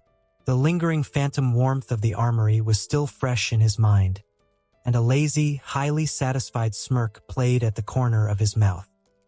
No crying, Ren replied smoothly, glancing at the pink-haired teenager. But she was definitely very expressive about how glad she was to see me. I knew it, Yuji beamed, pumping a fist in the air as if he had just personally solved a complex mystery. He leaned in even closer, his voice dropping into a terribly kept secret tone. You totally like her, don't you? Is she a sorcerer too? Oh man, Satoru-sensei said dating other sorcerers is super dangerous, but also super romantic. Ren let out a genuine laugh, shaking his head. The kid really had zero filter and absolutely no concept of boundaries. It was honestly refreshing compared to the lethal, defensive posturing of everyone else in this world. You ask a lot of questions for a guy who is officially dead. Itadori? Ren teased effortlessly, though his smile only widened. Come on, spill. Yuji pressed, completely ignoring Ren's deflection. He leaned even closer, his bright eyes scanning Ren's face for any micro-expressions. What's her name? Do I know her? Is she strong? I bet she's super strong if Satoru-sensei let you go see her. Itadori-kun. A stressed, reedy voice interrupted from the driver's seat. Kiyotaka Ajichi cleared his throat loudly, his pale hands gripping the steering wheel a little tighter. He adjusted his glasses with one finger, his eyes darting to the rearview mirror to look at the two teenagers in the back seat. While Gojo-san might treat the topic like a punchline, I strongly advise you to stop prying into Rinkuin's personal affairs, Ajichi said, his usual nervous stammer replaced by a rare, sobering gravity. In the jiu-jitsu world, keeping relationships secret isn't just about avoiding gossip or embarrassment. It is a fundamental matter of survival. Yuji blinked, the golden retriever energy dialing back down as he sat back against the leather seat. Survival? What do you mean? Curses do not possess a moral code, Itadori-kun. And curse users are often even worse, Ajichi explained grimly, keeping his eyes on the road. If an enemy discovers that a sorcerer has a profound attachment to someone, that person immediately becomes a target. They become bait, a hostage, a tool used to inflict psychological trauma or to force a sorcerer into a lethal binding vow. The higher-ups don't enforce a strict ban on relationships, but it is an unspoken, universal rule among professionals, If you care about someone, you keep them off the radar. In the back seat, the lazy, highly satisfied smirk slowly faded from Ren's face. He leaned his head back against the cool leather of the door panel, his dark eyes staring blankly at the passing buildings. He already knew the lore, of course. He knew exactly how Kenjaku and Mahito weaponized love and grief. But hearing Ejichi say it out loud in the context of his own life made a sudden, profound realization click into place. Maki wasn't just hiding their relationship because she was a stubborn, prideful tsundere who hated being teased by Panda and Satoru. Sure, the embarrassment played a part. He genuinely hated looking flustered in front of her underlings. But her absolute, ironclad insistence on keeping things quiet, threatening him with a polearm whenever he flirted openly, and dragging him into an empty, isolated armory just to check if he was injured. That was her tactical mind at work. She thought he was basically just an athletic civilian who had barely survived a heavenly restriction transfer. In her eyes, even though he now had heavenly restriction, he was still weak. By keeping him a secret, she was actively keeping a target off his back. A quiet, heavy warmth bloomed in Ren's chest, entirely different from the physical heat of the armory. You really are something else, Maki, he thought, a soft, genuine smile pulling at his lips. Oh, Yuji murmured quietly, rubbing the back of his neck as the reality of Ejichi's words sank in. He looked over at Ren, his expression thoroughly apologetic. Man, I'm really sorry, Ren. I didn't think about it like that. Satoru-sensei just makes everything sound like a joke. Don't sweat it, kid, Ren replied smoothly, his tone easy and reassuring as he clapped a hand onto Yuji's shoulder. Ejichi-san is just giving us the worst-case scenario. But he's right. Some things are better kept under wraps. In the front seat, the stressed, pale-faced assistant director cleared his throat loudly. Ejichi adjusted his glasses, his knuckles white where they gripped the steering wheel. He was currently chauffeuring the vessel of Sukuna and Satoru Gojo's mysterious, unregistered anomaly. The poor man looked like he was one traffic jam away from a cardiac event. Excuse me, if we could focus, please, Ejichi stammered politely, his eyes darting to the rearview mirror. We are approaching the drop-off point in Kawasaki. I need to brief you on the operation regarding Junpei Yoshino. Yuji instantly straightened up, his playful demeanor vanishing like a flipped switch. The golden retriever energy morphed back into the focused, determined stare of a sorcerer ready to work. Right? Sorry, Ejichi-san, Yuji said, nodding sharply. What's the plan? Nanami-sensei said we have to test him. Yes, Ejichi replied, sounding immensely relieved that they were back on a professional topic. I have a low-grade, harmless curse, a flyhead, contained in a wooden box in the trunk. The objective is to release it near Yoshino-kun without him noticing us. Ejichi pulled the sedan onto a quieter residential street, the tires crunching softly against the pavement as he slowed down. If he is a normal civilian, he won't be able to see it, and it will simply buzz away, Ejichi explained, shifting the car into park. However, if he tracks it with his eyes, it means he possesses the aptitude to see cursed energy. At that point, you are to make contact and interrogate him regarding the incident at the cinema. Got it, Yuji said, cracking his knuckles. He looked over at Ren, offering a solid, dependable nod. We find the kid, release the fly, see if he looks at it. Easy. Let's hope so, Ren agreed, pushing the car door open and stepping out into the cool afternoon air. He stretched his shoulders, glancing down the quiet street toward the coordinates Ejichi had provided. He already knew exactly who Junpei Yoshino was, and he knew perfectly well that the bullied kid could see curses. The real trick today wasn't going to be testing Junpei. It was going to be intercepting him before the disaster with Mahito escalated beyond the point of no return. Yuji hopped out of the other side of the car, slamming the door shut.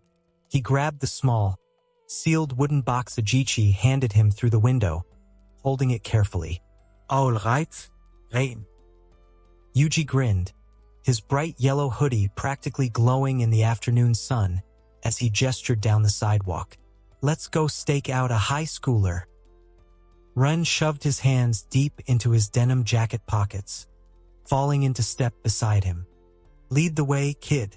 Yuji took exactly 3 steps down the sidewalk before he suddenly stopped in his tracks. He pivoted on his heel, his bright pink hair catching the afternoon breeze, and leveled a surprisingly scrutinizing look at Ren. You know, Yuji pointed out, tilting his head slightly. You keep calling me kid. Ren paused, pulling his hands out of his pockets. Yeah. We're basically the same age, Yuji stated matter-of-factly, gesturing between the two of them. You're a first-year transfer student, right? You can't be more older than me, right? Can you stop trying to act so cool and old? You're starting to sound like Nanami-sensei. Run just stood there for a second, staring at the boy. He froze for a moment. Between the heavenly restriction giving him the physique, his pre-existing knowledge of the entire jiu-jitsu world, and the sheer mental weight of having a literal system, he had completely defaulted to acting like the hardened, older mentor of the group. He had genuinely forgotten that, on paper, he was literally just a high schooler. Run looked at Yuji weirdly, the carefully constructed, aloof persona cracking for just a fraction of a second as the reality check hit him. Yeah, Run muttered quietly, rubbing the back of his neck with a sheepish exhale. You are right. See, I'm just Yuji. The boy beamed, completely satisfied with his victory. He turned back around and continued marching down the sidewalk. Come on, classmate. Let's go find our guy. The sterile, chemical scent of the morgue hadn't changed, but the room felt significantly heavier now that Yuji, Nanami, and Ren were gone. Shoko Yeri sat at her cluttered stainless steel desk, a fresh cigarette dangling between her lips as she aggressively stamped a red classified seal onto the autopsy files of the 3 transfigured high schoolers. She exhaled a long stream of gray smoke toward the ventilation grate, rubbing her temple. Humans warped by cursed energy until their souls broke. It was a messy, ugly business, and Nanami was right to take it seriously. Just as she reached for her half-empty mug of lukewarm black coffee, her phone vibrated against the metal table. The screen lit up, accompanied by an obnoxiously loud pop song ringtone she had explicitly tried to delete from her phone 3 times. The caller ID simply read, "The idiot." Shoko let out a heavy, suffering sigh. She picked up the phone and pressed it to her ear. I am currently forging medical documents for a secret execution cover-up and analyzing warped human souls, Shoko answered flatly. If you are calling to complain about the local bakery in Kyoto running out of strawberry mochi, I am going to hang up on you. Shoko, you wound me. Satoru Gojo's overly dramatic, entirely too cheerful voice echoed through the speaker. There was the faint, stuffy sound of traditional koto music playing in the background on his end of the line. I'll have you know I bought all the mochi before the bakery even opened. I'm calling because I'm dying of boredom. Kyoto is suffocating.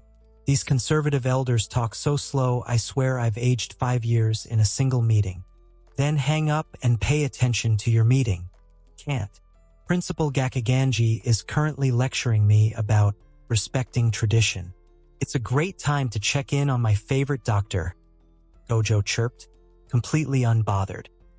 The sound of a candy wrapper crinkling came through the line. So, how are my cute students doing? Nanami hasn't killed Yuji yet, right? They're fine. Nanami took them to Kawasaki. They ran into a trap and brought the bodies back here, Shoko summarized dryly. Yuji was definitely shaken up, but your other stray, the anomaly. Rain. Ah yes, the boy who stole my title of Jujutsu High's most handsome.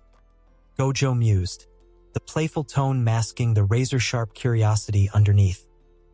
How did he handle a live combat zone? Was he shaking in his boots? Did he beg to come back to campus? Shoko paused, taking another drag of her cigarette. She looked across the room at the empty examination table where Ren had been casually sitting just an hour ago. Hardly, Shoko replied, a faint, dry smirk pulling at her lips. In fact, I'd say he's entirely too comfortable. He didn't even flinch at the bodies. He just waited for Yuji to leave, hopped onto my table, told me my dark circles were terrible, and offered to buy me coffee. There was a dead, absolute silence on the other end of the line. The traditional Kodo music kept playing. He what? Gojo's voice finally came back, completely dropping the cheerful cadence. He told me I need to sleep more and offered to take me out for coffee, Shoko repeated, her smirk widening just a fraction as she flicked her ashes into the tray. Honestly, Satoru, the kid is dangerously smooth. I completely understand why Maki is guarding him like a dragon with a horde. If you aren't careful, he's going to charm the entire faculty by Tuesday. Unbelievable, Gojo huffed, sounding genuinely offended. I leave him alone for one day and he starts making moves on my doctor? The audacity. I should have sent him to Hokkaido. Wait, you didn't say yes, did you? I told him the offer stands, Shoko said smoothly, thoroughly enjoying messing with him. Traitor, Shoko chuckled, but the brief moment of levity faded as she leaned back in her chair. She tapped the ash from her cigarette, her brown eyes narrowing slightly at the ceiling. Jokes aside, Satoru, Shoko murmured, her voice dropping its dry humor, replacing it with the sharp, clinical curiosity of a veteran doctor. What is your actual read on him? Because medically and fundamentally, his existence makes absolutely zero sense. The line went quiet again, but this time, the theatrical annoyance on Gojo's end vanished. The faint Kodo music in the background seemed to fade out. And that concludes this episode. If you enjoyed it, I'd seriously love it if you guys could leave a like on the video, as it genuinely helps out so much, and it keeps me going. Plus, it takes only 1 second. That said, have a wonderful day. See you in the next one.